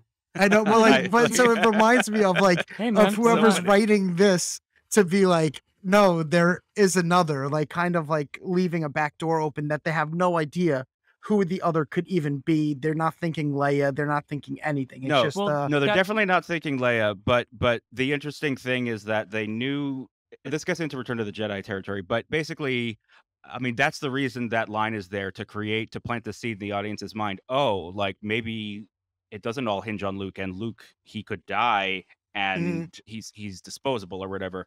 yeah. Um, and I know from hearing about it, obviously I wasn't around, but there was a lot of speculation in between Empire and Jedi about who the other was, I was right? wondering interesting. how much that line would have landed back then, or if it was just like a throwaway line. Like you could read Usenet message boards that are archived. Like you can read like what the speculation was, and also the letters to the editor section of magazines like Starlog and all that stuff. Like you can read what the fan speculation was, but the idea is planted that there's someone else out there who Hmm. who could fill Luke's Yeah, shoes, who could do I could this. see watching like because I can't separate what I know from. Sure.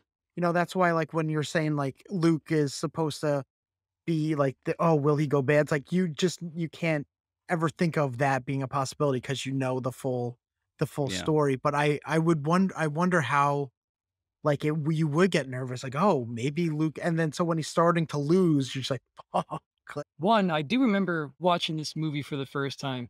I remember being like, "Oh my god, there's someone else out there," and then, like, my dad or whatever or my mom maybe was just like, "Yeah, like, there's another person out there who could possibly be the hero," and then it's like but they didn't spoil anything for me yet. I still didn't know. It was like I still remember the revelations as they came, which is kinda cool. Your mom Uh, did good. yeah." or my dad, whoever it was, but my parents, let's just say my parents. Your parents But, did great. there you go. That being said, you guys are talking about prophecy and stuff like that. What's interesting is that they don't even get into that with the original trilogy. It's just Yeah. Mhm. he's the last one. He's the only hope.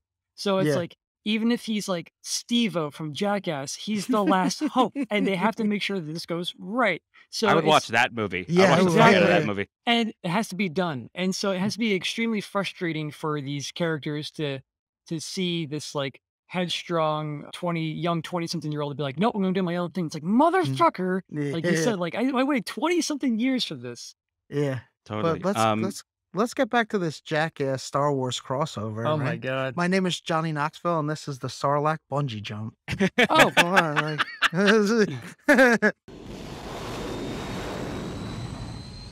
The light on Yoda's face, the light in that whole yes. shot Mhm. is one of the most beautiful shots in the whole saga. Well, they do this great thing with, and kudos to the lighting department on this, but, like, it's just the light from his X-Wing I leaving know. and going, Mhm. and And you then when Yeah. it don't see it. goes It's all in the lighting. It's exactly, all it's in the all Yeah. lighting. implied and the Yeah. sound And you hear effects, it. Yeah. Yeah. and then you see Alec Guinness, and he's a ghost, and then the light goes away from him, and then when the light comes back, he's no longer there, but his It's voice is still beautiful. No, there, no, and It's this it's is like all this beautiful. subtle, amazing it's cinematic, just, like, That's the filmmaking Kirsch, right there. man. yeah. That's Yeah. Kirsch.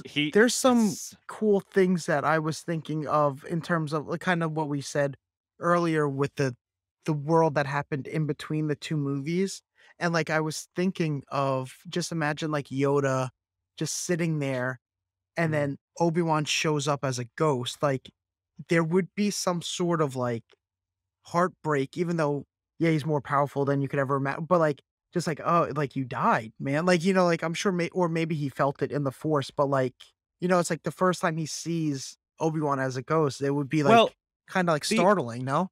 the interest so but he does speak to Probably. him through the Force at the end of the last movie, remember? But The but I was talking about, Yoda. Like, so did I Oh, mess up? He's talking I about meant Yoda Yoda. seeing Obi-Wan as a ghost for the first Yeah. time, Yeah, the like, just A New Hope like, and that Empire. because that's what I was thinking of, like, Imagine the I oh, was moment. thinking of, like, what other characters are going through, so I was oh, thinking that sure. for, like, Yoda, and then also, like, poor Chewie, like, with Han, like he thinks he's gonna freeze to death, and then he's not, and then he gets like frozen in carbonite, and then like so it's like Mhm. Oh yeah. Chewie's been going through like a whole emotional Yeah, ride man. in this movie too. Speaking of, you reminded me of something that I wanted to bring up. I used to really hate that the prequels ruined the reveal of Yoda in this movie. But then I realized Mhm. something for someone who has watched them in the episode order, when they see Yoda again, they may for a second be like, what the fuck is wrong with Yoda? Yo, true. like Like, did he like lose He's his crazy. mind? Yeah. yeah, like he's lost his mind, or like what happened to Yoda? How is this going to Mhm. resolve? Is- Has he just lost his fucking mind? He's been alone this whole time, dealing with the guilt and the everything. Like, what is the and matter with Yoda? that works. I'm wondering, is there like any sort of phrase for, because the prequels are weird in the sense that they are prequels, Retcon, but you're retcon, almost yeah, retroactive yeah, continuity. but like no, they're like but you're still meant to watch them in the same vein as like a sequel. Like I don't really think they're fully meant to be watched 1, 2, 3, 4, 5, 6, 7, 8, 9. I still think that. No, if you ask George Lucas, he does think that. Oh, really? Yeah, I think it's one of those things where it's like, this is a movie for kids, but there's stuff in it for adults. I feel like that's the way the prequels are for people who have never seen Star Wars. It's like these are meant to be seen in the episode order, but for the people that have Oh, seen the original, yeah, here's some winks and nods that like little yeah, kids, like when Palpatine says to Anakin, like, "I'm gonna look over your career with great grew with great interest." yeah, interest. yeah, We were yeah, like, yeah, "Ho, yeah, ho, ho, ho," but as a little kid, they're like, "Whatever, I don't get it." Like, yeah. it's not like it doesn't take you out of the Oh, movie see, type of I thing, always you kind of know? thought that it still had like they're prequels, but you're still like meant to see them Well, not in. well, not from George Lucas's perspective. I would argue the main failing, the main reason why that doesn't work is just the aesthetic jump from episode 3 to episode 4. It's like the Mhm. style of filmmaking is so different that Yeah. it's like really hard to make that leap. I also Rogue think One it fills that robs, gap pretty good but I also think it robs the original trilogy of of like every hard-earned moments, yeah, and, all those moments are kind of like cool lost like points, tears in but the rain. yeah, there you go. But, like, all those moments are just kinda like to go into The Empire Strikes Back already knowing that Vader is his father Yeah, Mhm. yeah, well, that really yeah. does diminish, like, Yeah. No, for sure, for sure. the Well, story build up to that, you know? so let's talk about that. Moving on from Dagobah to Cloud City. Clouds of, Cloud City, I'm realizing the contradiction here. Cloud City as a kid was my favorite environment in Star Wars. Mm. mm, There's just something about the color and the Art Deco design, and mhm, it's just so beautiful. It's so moody. It's so gorgeous, yeah. and it's like a city in the clouds, and like it's also hell. It's also like a Mhm. representation of hell, especially in the carbon freezing chamber. And there's like something about the mood that's like it's very unsettling. It like really draws you in Well, it works perfectly for the movie because Yeah, there's for the like something the it theme, looks yeah. so nice when they show up. on the Everything's outside. pristine and Mhm. white and it's like perpetual dusk. But like you said, there's something underneath and you go to like a metaphorical hell. And there's also crazy dynamic sets in Cloud City. The carbon freezing room is pretty obvious. But let's also go into the last part of the duel with Vader and Luke where like they're in that hallway and he's throwing all the stuff at him. Mhm. Just Yeah. that hallway, like, the floor is lit up like the Billie Jean music video. There's crazy lights and sets and windows and, like, matte paintings going on, like, it's extremely dynamic, and that's been Cloud City. It gets very, like, Fritz Lang Metropolis type stuff, or it just Oh, seems sure. very, Oh, like definitely. Yeah. it just seems like they're going, like, all out crazy with the sets, and I really love that. But talking about Cloud City, we're introduced to Lando. Like he's introduced so late in the movie. And he's a full-fledged character. Yeah, Yeah. exactly. Yeah. Yeah. And I love the gag he plays on Han, You got you a got a lot lot of of guts nerve. coming Nerve, here. yeah. Yeah. And like Han, like he's like, maybe I did do something. Like I don't know Yeah. Yeah, what's it going on. totally like gets him, right? And I Like love And the how fact, Harrison actually puts his hands up to defend himself because yeah. he actually he's yeah. like, "Whoa," and but he looks scared in his face, like, "Oh no, no, I don't want to." Like, no. And so I mean, not only is it a great way to introduce the character, not only is it funny, not only is it really well acted, Mm, but it kind of disarms you a little bit because like you're worried about what's going to happen here, and he plays into that. It's like, oh, okay, like this is dangerous, and he's like, Mhm. no, man, I'm just fucking with you. They like really lean into that. Like this isn't what it seems like on the surface. Mhm. And Well, it's like, he's like, "Are they friends?" And then, like, Chewie says something, and then Han's like, "Well, that was a long time ago." You know? Well, Like yeah, I'm sure he's forgotten about that. yeah, Yeah. exactly. So you already know that there's, like, some form of, like, bad blood, a little bit between them. but Well, it that it's a works. complex friendship, Yeah. which is one of the best parts of Solo for me was the interaction between Han and Lando. Yep. Mhm. And having that as the backstory, like in mind, like that whole dynamic, it totally works It watching this Mhm. fits with movie. what they show us in Empire. It's Yeah. perfect. Yeah, it's really No, good. that's what, like, Solo was, like, for a movie that didn't need to be made or at all. That I think that's why it's, like, held up so good because it's like they knew what to focus on and without trying to, like, reinvent the wheel. It's like, It's a no, good let's give movie. them. No, I think Solo is great. And it's interesting because Lawrence Kasdan, who wrote Solo, he co-wrote it actually with his son. He always And said he's Han also the Solo. writer of The Empire Strikes Back, so Yeah, yep. people Right. He always said his favorite character was Han Solo. And when they lured him to co-write The Force Awakens, the carrot that they gave him was, and then you can write your own movie, whatever you want. And he was like, I Oh. want to do young Han Solo. That's what I want to Oh, do. that's cool. Yeah. Nice. Well, you could tell that it was handled with care. That's really cool. Mm. There's something, like, interesting going on with Cloud City when you guys were saying, like, how with Han, it's that's that vibe of it's not what it seems. But there's a similar thing happening to Lando, where it's not what it seems for him either, because he has a deal that he made in the best interest of his people that keeps getting changed on him. So it's like kind of cool where they're both like in the same boat in that Yeah, aspect. totally. They're No, it's so good. yeah, It's so good. Like the circumstances for both of them, like they are in really shitty circumstances, trying to do the best that they can, and it still has like really horrible ramifications for the people around them. Exactly. And you yeah. can see And the it's frustration in Billy D. Williams grow and grow and yeah, grow, he's really and good in then this movie. No, he's oh, really dude, good. Yeah. he was I mean, like, he was probably the best known actor they got besides, like, Alec Guinness, Yeah, sure. uh, Hmm. and Peter Cushing. Like, he was Billy D. Williams when they got him. Yeah. One thing that I think we kind of forgot to talk about was the introduction of Boba Fett. Never heard Yeah. of him. I watched the original version, so it also meant that he had the original voice. Yeah, the original Mhm. voice, the line readings are way more He's a interesting. real motherfucker, and with the Yeah. original voice and with the new voice, it's just kind of like we're going back to the very perfunctory matter of fact, Yeah. like I'm if you see the difference when he says like no disintegrations, the As first you one wish. exactly like that, and Mhm. then in the new one he's like as you As you wish. wish. Yeah, right. It's Yeah. just like Yeah. Yeah. okay, whatever. Like, but so it's like that. It's so funny, but we're talking about execution here. It's like same lines said in a different way changes it ever so slightly, and he was more sinister before they got into the prequels. I feel like it's been like an ongoing thing to try to soften Boba Fett once he like blew up as much as he did. But it's like you kind of knew he was going to. So why are you surprised? Like you made the action figure. Like it's like that was the whole point of the character was like how popular he was, right? Well, yes.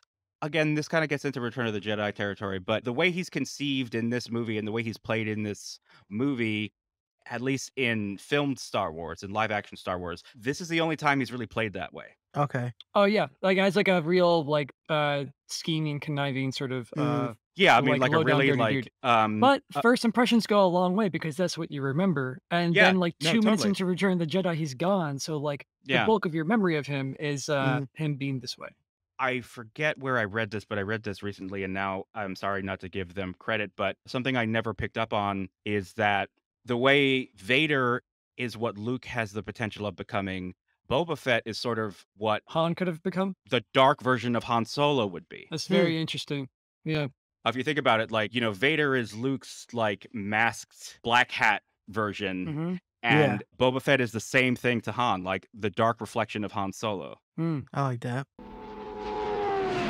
That like Han and Leia scene of them where Leia's like, something must have happened to 3PO. He's been gone too long to have gotten lost. Han and Leia have the scene. They reshot that scene. They showed the original version, I think in Empire of Dreams or something, the behind the scenes. But they reshot that scene from the original because the original, it wasn't quite hitting the right note for Irvin Kershner and Gary Kurtz agreed, so they reshot it, and it's so interesting. I mean, if you watch the original version of the scene, I mean, it's fine. It works. I feel like another director would have say, "Okay, it's good enough, moving on." But Irvin Kershner was like, "I don't think we got it." And they've Mm. remounted the scene, they've reshot the scene. I don't think that's something George Lucas would have done. I don't think that's something George Lucas appreciated at the time, that he Mhm. was redoing a scene that he had already gotten Had in it the like in the can. can. Yeah, yeah. But I think that's the kind of paying attention to things that makes this movie work on a level that none of the other Star Wars films do. And it's interesting, right? Because this is a George Lucas movie that is executed by people who cared about other aspects of filmmaking that George Lucas was less concerned with. Mm. Yes. George notoriously hates directing and hates dealing with actors, and he hates to shoot. He hates shooting a movie. He likes to edit it. There's a validity to that version of Star Wars. The problem is that we got this movie, Yeah, and well, we got it Yeah, and we got it second. eh, And it yeah, set the bar for Star Wars so high yeah. that I would argue the reason the saga still exists and is, like, alive and more alive than ever, arguably, is because this movie knocked it out of was the made. park so Yeah, hard. well, that's Yeah. like this movie. I think I said it on one of the Boba Fett episodes. Like this movie makes you think that you're getting like the Beatles discography. In reality, you get like one Beatles album, and the rest are like Foo Fighters or something that's good and enjoyable, but it's not Right. like Yeah, but not that. that. Yeah, Yeah. Um, this is or shown, like Weezer. exactly. This is shown wonderfully in the making of Star Wars books by, was it Rinsler? J.W. Rinsler, who unfortunately passed. Yeah, who Yes. passed away within the last year, way too young. Yeah. Those are amazing books. The best part, I feel like, of the Empire Strikes Back book is that somebody, by the grace of God, had a tape recorder on set when they were shooting the scene where Han Solo gets frozen. So they transcribed the entire tape, and you actually read, I guess, quote unquote, in real time, them discovering the moment of "I love you, I know." And you see That's the cool. Yeah, organic way that they go about it. And Irvin Kershner is like you were saying, Josh, is like, this isn't working. I feel like we can do this and that and that. Then you see him talking to Harrison, and Harrison's like, I feel like I wouldn't be saying I love you. And then he's like, they're not even just talking about them, they're talking about what the other characters might be doing. He's like, Chewie, like what Chewie would probably just jump in and protect or whatever. He's like, yeah, like where should he be standing? And then they're like, oh God, now we got to change how that we do this with Lando. Billy, come over here. Then Billy D. Williams comes over. And then Yeah. this is like, then they're talking to Carrie Fisher. And like, that's why the movie's a masterpiece, because they put in the effort and the time. And it's not just like, and oh, the it's on the page. realization of knowing it's not working before it's too late. Like, I feel like as an editor, George Lucas might just be like, "I'll fix it in post." Like, Well, maybe, but these are also aspects of filmmaking that happens on like a drama, you know? mhm. Like if they're shooting like Sophie's Choice, they would do this or Yeah. whatever. So it's just My like, only quibble with what you're saying, I agree with you, but I would frame it slightly differently. I don't think that George Lucas is not willing to put in the time or the effort. I just think he's concerned, for him, these movies are something that work in another mode of cinema right. Well, than I mean, to not to be so basic as this, but it's like if you had a moment like this in like the Fast and Furious or something like that, where it's just like the mode of that movie is something else. What they're trying to do is something else. There's merit to that. George Lucas wasn't wrong. I mean, he, God damn it, he made Star Wars. So like, so he's on this. He Mhm, knows what he's doing. But we're just talking about the reason why this movie's different. Yeah, And I agree. I mhm, this is agree. exactly why this movie's different. mhm. Yes, And this is exactly. exactly why this movie hasn't quite been replicated again, because Mm. I still feel like they're not willing to go over schedule. They still have release dates before they have scripts and stuff like that, and it's like, And and then by the a way, lot of it is the action sequence, right? Like I don't know if it's the same for Star Wars, but like in Marvel movies, I think the action sequences are pre-visualized before they even get like a maybe director. And like so the director's I hired to th just bring the story of I the think characters talking I to the action points. I think So you I don't might know be if the right new on that, Star Wars are like that too, Well, where it's because just I like think I heard about the with the director who did Black Panther, Ryan. Ryan Coogler. There you go, thank you. I heard a story about how he was like, "Oh, I wonder how I'm gonna do the action scene," and someone's like, "Oh, no, like, someone else is gonna do it for you." And he was like, "What are you talking about?" And so, Mhm. but now we're just talking about different modes of filmmaking, but I just feel like, But that's that what I think sets this apart is that Right. those movies what I was getting at is those movies, they're so, like, factory made Mhm. that you don't and even if you take someone that's great like Ryan Johnson, he still gets more sucked into the factory aspect of it than he would on any of his other movies, Well, where this he is would probably also have this exercise that you're talking about, what they did in that scene. exactly, and I feel like, this is the just a perfect example of intention and execution coming together in a very beautiful way, where it's like, they're like, "No, guys, like, what is the intention of what we're doing?" And like, "Oh, it's this. Well, then we gotta do it this way," and then they did it. Yeah, the way to understand this movie, I mean, again, I'm gonna bring up The Eyes of Laura Mars. Like I watched this movie Mm. and it was such a revelation because having the two movies to compare, like seeing the story and what it was and how good the movie itself was, the ability he had to really elevate the material, find those human moments, find those like I mean, there were so many moments in The Eyes of Laura Mars where I'm like, I bet they found that on the day. I bet Hmm. that Could moment be. wasn't in the script. So the same way he elevates what could be a very schlocky supernatural thriller, he elevated the comic book Flash Gordon like Like Space homage. Romp, yeah. Mhm. Yeah, he elevated that as well. And when I say The Empire Strikes Back ruined Star Wars, I agree. this is what I mean. You're not wrong. It's because it turns out this was the exception, not the The rule. rule, yep, Mhm. exactly. Yeah, But it's so good and such a has so many it has, like, Yoda, it has I'm your father, it's got the AT-AT, it's got so many, like, things that people know. It's got it's so Boba good. Fett, Lando, so people associate this with being bigger. It's obviously very big, but it's like, you lose sight that this is only one movie out of Right. mostly, like, mediocre movies that we I love mean, to death, but It's just a different, ball game in a weird way. mhm. I want to talk about I Am Your Father. Mhm. That I think has been called, and the case is very strong. I'm sure you could find another, but that's been called the greatest twist in cinematic history. I would say, I yeah. could see it. Yeah. But for me, it's in that moment that also, in retrospect, kind of ruins Star Wars, Yeah. depending on your point of view. Because when Darth Vader says, "No, I am your father," to Luke Skywalker, it becomes a story about a father and a son. It becomes a story about a family. It becomes a story about legacy. The prequels are conceived in that moment. And then I think a lot of the future movies, they draw the wrong lessons from this movie. They try to Mhm. replicate the twist, Yeah. right? Right. They try to do like who were they related to, right? Yeah. Yeah, Like who are like Ray's that parents, Yep. yeah, yada, yada, yada. that all starts here. And the things I think at least for me that I are not, my favorite things or I don't think work as effectively is that the wrong lessons are taken from why this movie works. Oh, for sure. It's not because it's dark, it's not because it has a twist. So and also like this is where the Skywalker saga, quote unquote, Mhm. starts right here Mhm. in that Yeah. moment. Yeah, there And was no saga up until all of us because with that delivery, you get just in, like, a Then headcanon because there's no prequels, you know there's what the follow-up all is gonna be. You know that the yeah. next movie has to be about this. yeah, but then also you're filling in even without, like, details, but, like, thoughts and emotions of a story that goes on, 20 years before this. Right. Even though you have no detail, but, like, in that deliver like, you just get everything dropped in, like a future that's unseen and, like It's and, this moment that yeah, completely alters the trajectory of what Star Wars movies are Well, going and to it I be. turns it on its head, which makes it yeah, an amazing twist. and I think that and I could be 100% wrong on this, but it feels like this twist, if I'm gonna talk from, like, a writing point of view, came about organically, where Yes, in the Mhm. process, rather than, "What's the twist? Then let's start writing the movie." 1000%. Right.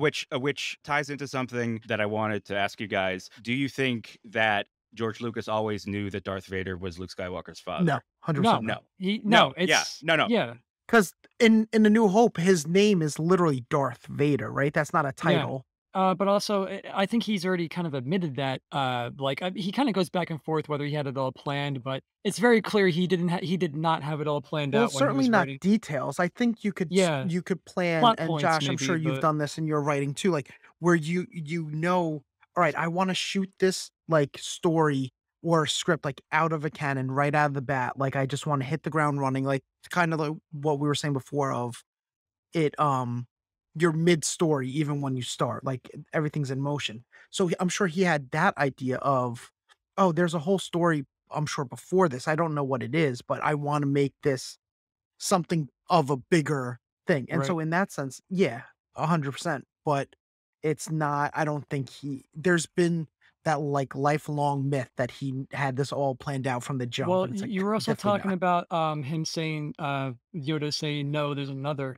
Mhm. Twice in this movie, George Lucas hedges his bets in a big way. One, he's like, "Well, I don't know. What if Mark Hamill doesn't come back? Well, we could just make it about someone else." And two, they Mm, freeze Harrison Ford because Harrison Ford didn't have a contract for a third movie. okay. That's Right. why Wow. Yeah. that's the main reason Yeah. why they did that. And they were like, "If Harrison Ford doesn't want to come back, we've already written him out, and we have Lando to replace him."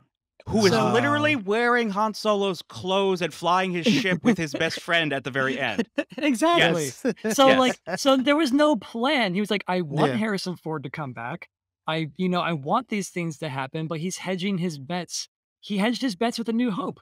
I don't know if I'm gonna make any more movies, so they just blow up the main bad guy's base, and they're all basically dead. Vader's still floating out there in space, but, like, the movie's over. Like, you could just end Star Yeah. Wars right there.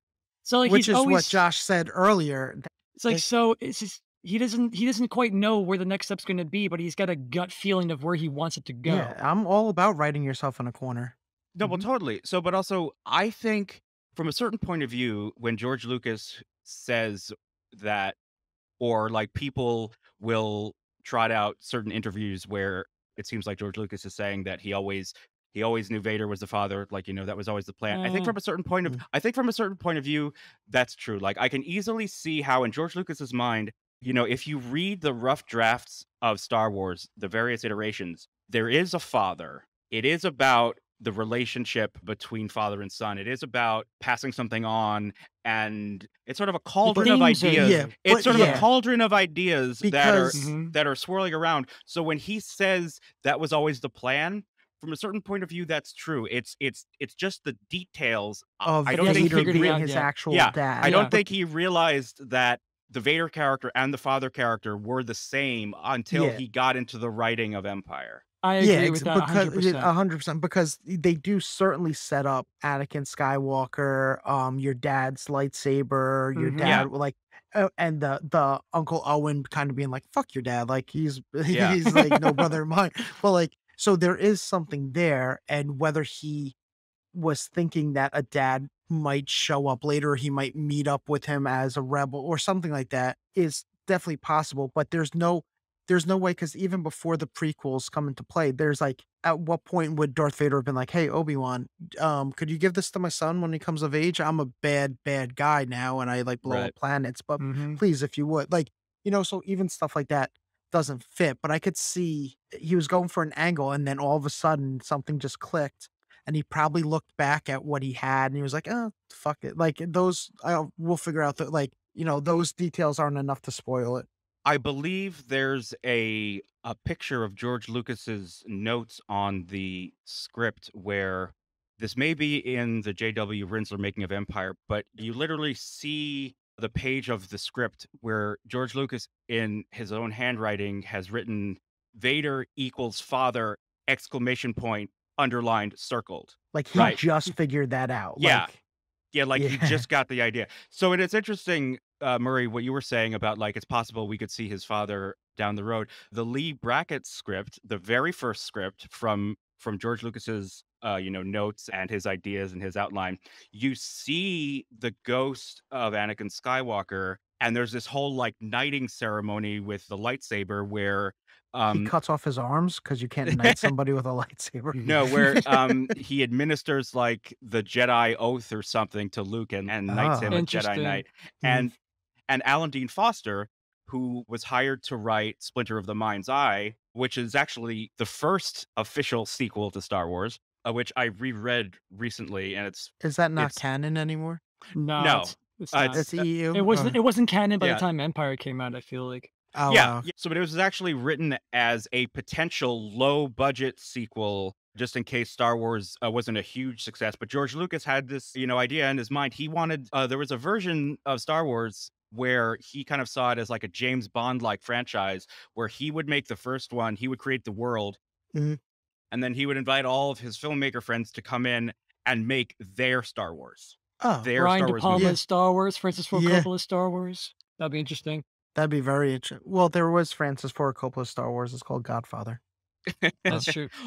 Or But that came out first. Hey, you could say George Star Lucas Wars fact is, check is, me. is George Lucas's Godfather, and literally his Apocalypse Now. He chose to direct Star Wars when Apocalypse Now was actually supposed to be George Lucas's movie that Right. he and John Milius were going to do together. But Fuck that shit. basically, yeah, the gravity of "No, I am your father" completely warps the trajectory and the shape of what Star Wars is for the rest of its existence. It is not the like James Bond franchise where it's a new adventure, blah blah blah. But Alan Dean Foster, getting back to Splinter of the Mind's Eye, when he met with George Lucas, but Alan Dean Foster has said, he specifically said that Vader was a nobody. Hmm. He's just a flunky. The real Well, villain that's is how in the the real villain first is the one. Emperor. Yeah, Well, in yeah. the first one, he's like more like just like an attack dog Yeah. than Yeah. anything else. Yeah. What makes Vader important, besides him like being a badass and choking out lieutenants left and right, is basically his relationship to Luke. Because he just Right. seems like an evil presence who, and now that they established the Emperor, he's like literally kneeling in front of him. He is a flunky. Yeah. But it's Yeah. because of his connection to Luke that makes him way more important than the Emperor Yeah, could the ever most be. powerful henchman is still just a henchman, like it's Exactly. no, there's something interesting about the "No, I'm your father" being like a final twist because the movie has like a bunch of twists, not even with expectations. Like, yeah, the big battles right up front, but then it's just like, oh, they're in a cave. Oh, wait, no, that's not a cave. Oh, they're in Mm, Cloud City. Everything's safe. That's Oh, true. no, wait, it's not safe. There's this crazy guy. No, wait, it's Yoda. And so, like, yeah, you are kind of like one revelation after another, but they're minor. And so when you get this, it's just like kind of like those exactly. set you up with like jabs and then it comes in like the haymaker. Another jab moment too is when Lando frees them, and he's like, "There's still time to save Han," and you're like, "Oh, Mhm. really?" And they don't. Yeah. And like Yep. that's like a little minor Yeah. twist as well. John, we've talked about this in the past. That whole sequence, the culmination of that whole Yes, sequence of sir. trying to reach the slave one for And he takes off escaping with from Luke. Cloud Mhm. City. When they're escaping from Cloud City and R2, he opens the door and they're running out to the Falcon. Like that for me is Ba, my ba, ba, ba, is my ba. favorite. I don't know what you want to call it. Moment. Like moment, sequence, like scene Yeah. in Star Wars. Well, I mean, it's no one thing. It's really like the alchemy of it, the stakes, the music, the color, the shots, yeah. The urgency with the actors when he's like, yeah, "Leia, yeah, go!" and all that yeah. stuff. It's like that little few minutes where they're running across the landing pad to get to the Falcon and they're shooting at the stormtroopers and then they take off. Like that for me, for whatever Mhm. reason, is my favorite Star Wars That's moment. cool. I don't know why. I just love it so much. It's funny because that goes right into mine, which is a little bit more cliche, but that's going straight into Vader and Luke when they really go into the depths of Cloud City. There's something about the way they shoot their duel. I love the three phases of it. I love how it starts off with Vader just kind of toying with Luke, fighting with one hand, and then he's like all too easy. He thinks he has it in the bag, but Luke keeps it up. So then Vader shows him how powerful the Force is by throwing all this luggage at him, and he sends him through a window. And yet Luke still persists, and he still Yeah. persists. And then Vader at this point, he's like, "Okay, I'm going to take my belt off and beat him into a quarter." But what's actually kind of powerful about that moment is for the rare occurrence in the Star Wars movie, they're like, no music No music. Oh, and yeah. no music, and And it makes it way more imposing.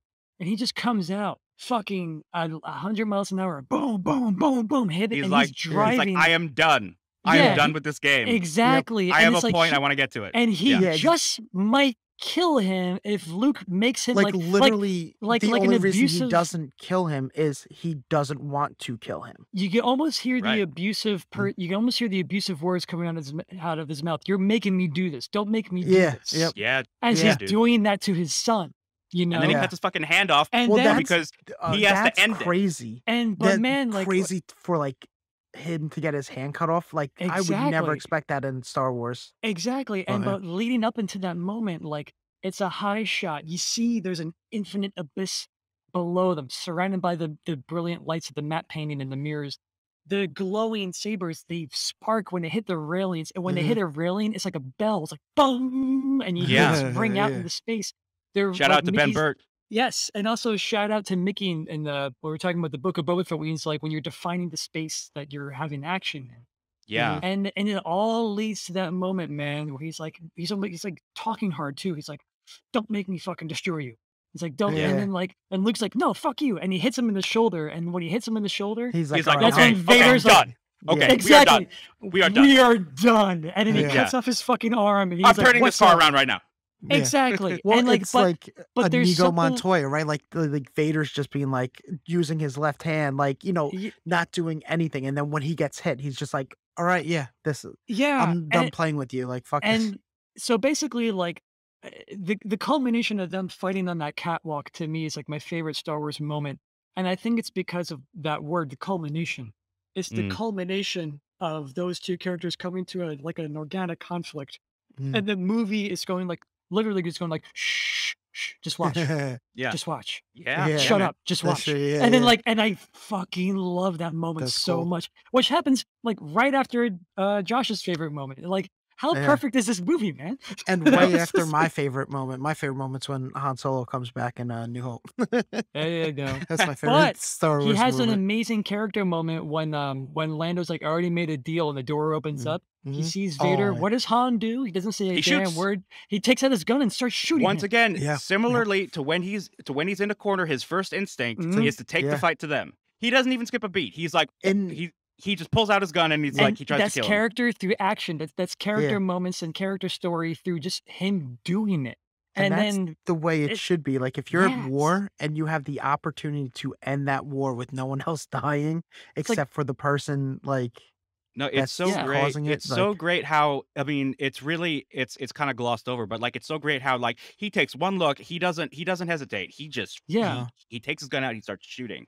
And it's Um also his other hand is holding Leia, who's behind him, and it yeah, almost looks that's like an she's like awesome. kind of like almost like tugging on him a little bit, or like you don't know if he's protecting her, but like it's all there to just like project onto, which is great choreography. It's great Yeah. blocking for actors. It's great.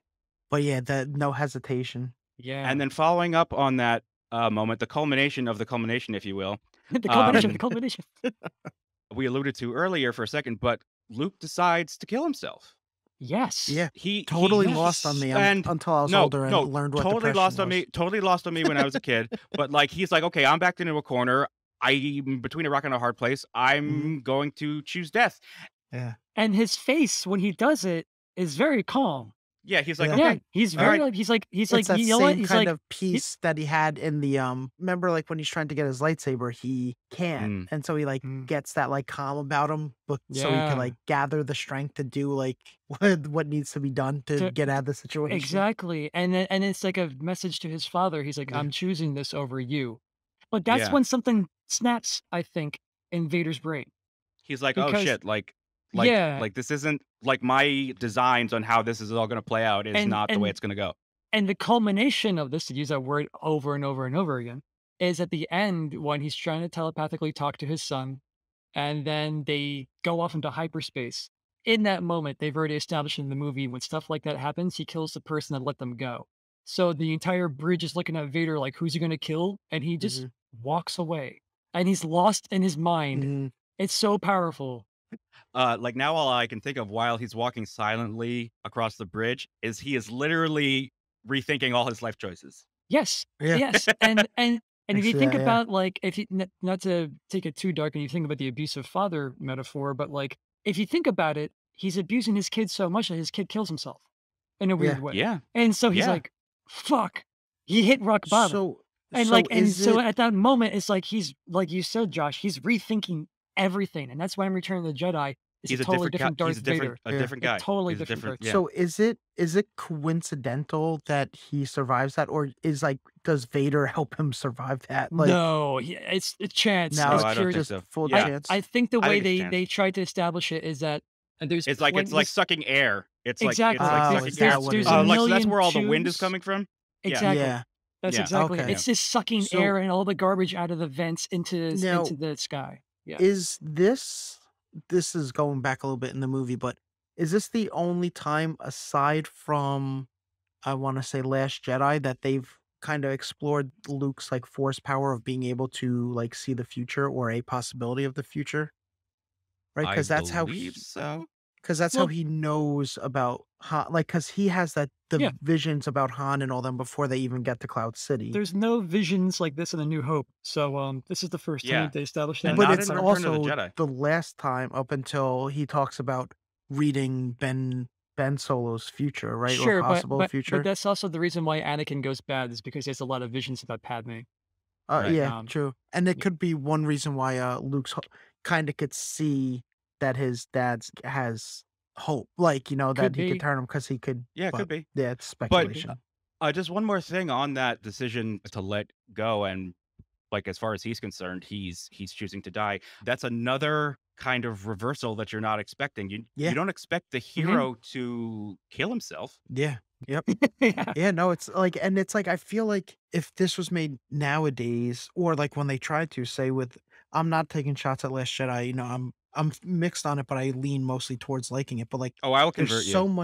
there's so much effort in like, all right, how are we gonna like flip this on its head? How are we gonna like rather than just like, me, just tell the story for the sake of like the story dictates everything and don't try to beat it to the punch. Like it because I mean, I've had instances where I had a character in mind and then they have a conversation. And by the time the conversation's done, the main character's sexuality has changed and I have to go back Hmm. and redo stuff because Mhm. that's just what That's happened where with the the story led you. yeah, yep. So, And to wrap up, well, I have one question for you yes, before. go. Could you imagine writing a whole movie in which every character fails the whole time? Like that's like That's wild. how do you come to that idea as a writer? That's another reason why this movie is so good because it shouldn't work. It should, Mhm. right? Like, and It shouldn't but work, like, and it does. And I do have to give George Lucas credit because this is all like, sure, like he didn't write the screenplay. He's not great with dialogue. Still his story though. He wouldn't have taken the time on the set like to work with the mhm, actors the way that Irvin Kershner did. But the choice to not do a traditional sequel, Mhm. he was doing something completely different, and to not wrap things up in a nice little bow at yeah, the end. Like this is everybody loses. yeah. Everybody Everything Yeah. gets loses. worse and nothing gets accomplished. Like it's And just, yet it still ends on a hopeful note. yeah, Luke gets a new hand. It's a Yep. they all look healthy. There's the Yeah, I mean, galaxy like they've had a nebula shower behind them. and a load of laundry Yeah, in that yeah, exactly. in that last shot. They're wearing like their nice little hospital robes. There's the beautiful nebula behind them. John Williams' music is mhm, soaring. Lando's like, trust me, we're gonna go find Han Solo. Don't worry about it. It will get done. So you're like, okay, like this is this is still good. Like, and it's kind of like going back mhm. to what I was saying before about it's okay to fail. Like Yeah. the ending to the movie kind of Yeah. emphasizes I that a little just bit. Where it's like they can't. fucked up, but it's like, but they're still going, and that's It the just whole No, seems point like of totally. life. such a You high know? art concept for a. I know it's like an indie film, like you were saying, because George Lucas was financing it, but it's a big movie at the same time It's It for yeah. to is. sit down and not only write this weird space opera that's already razor thin margin of failing or being just like a Doctor Who episode. No offense, because I know you're a big fan of that, but with the Not taken. I get it. I get it. yeah, but like, and then so you're sitting down, you're like, all right, I have to write this movie. But the idea I have is everybody fails. So, like, the main character gets his hand cut off and tries to kill himself. Like how do you like think of that? Like that's like Well, so again, crazy. like people do not give George Lucas as much credit as he deserves for this movie. I think the Mm, reason why it's as good as it is because of his collaborators, but this Mhm. is him doing exactly what he wants to do his own way. Yeah. Taking a risk. Yeah, Yeah. he's taking a big risk, Yes. and this sets us up perfectly for a third movie. Like, you know, there's going to be a third movie. He sets Mhm. himself up for there's going to be another one, right? And we will discuss next time Return of the Jedi. And once again, I don't really have a You're close. fucking If this up. you, I am, Mhm. I'm always fucking Mhm. this up. If you liked what you heard, please visit trashcompod.com or trashcompod across all social media. Please rate and review the show on the podcast platform of your choice. I want to thank my guests, John and Murray, and we'll see you on the next one.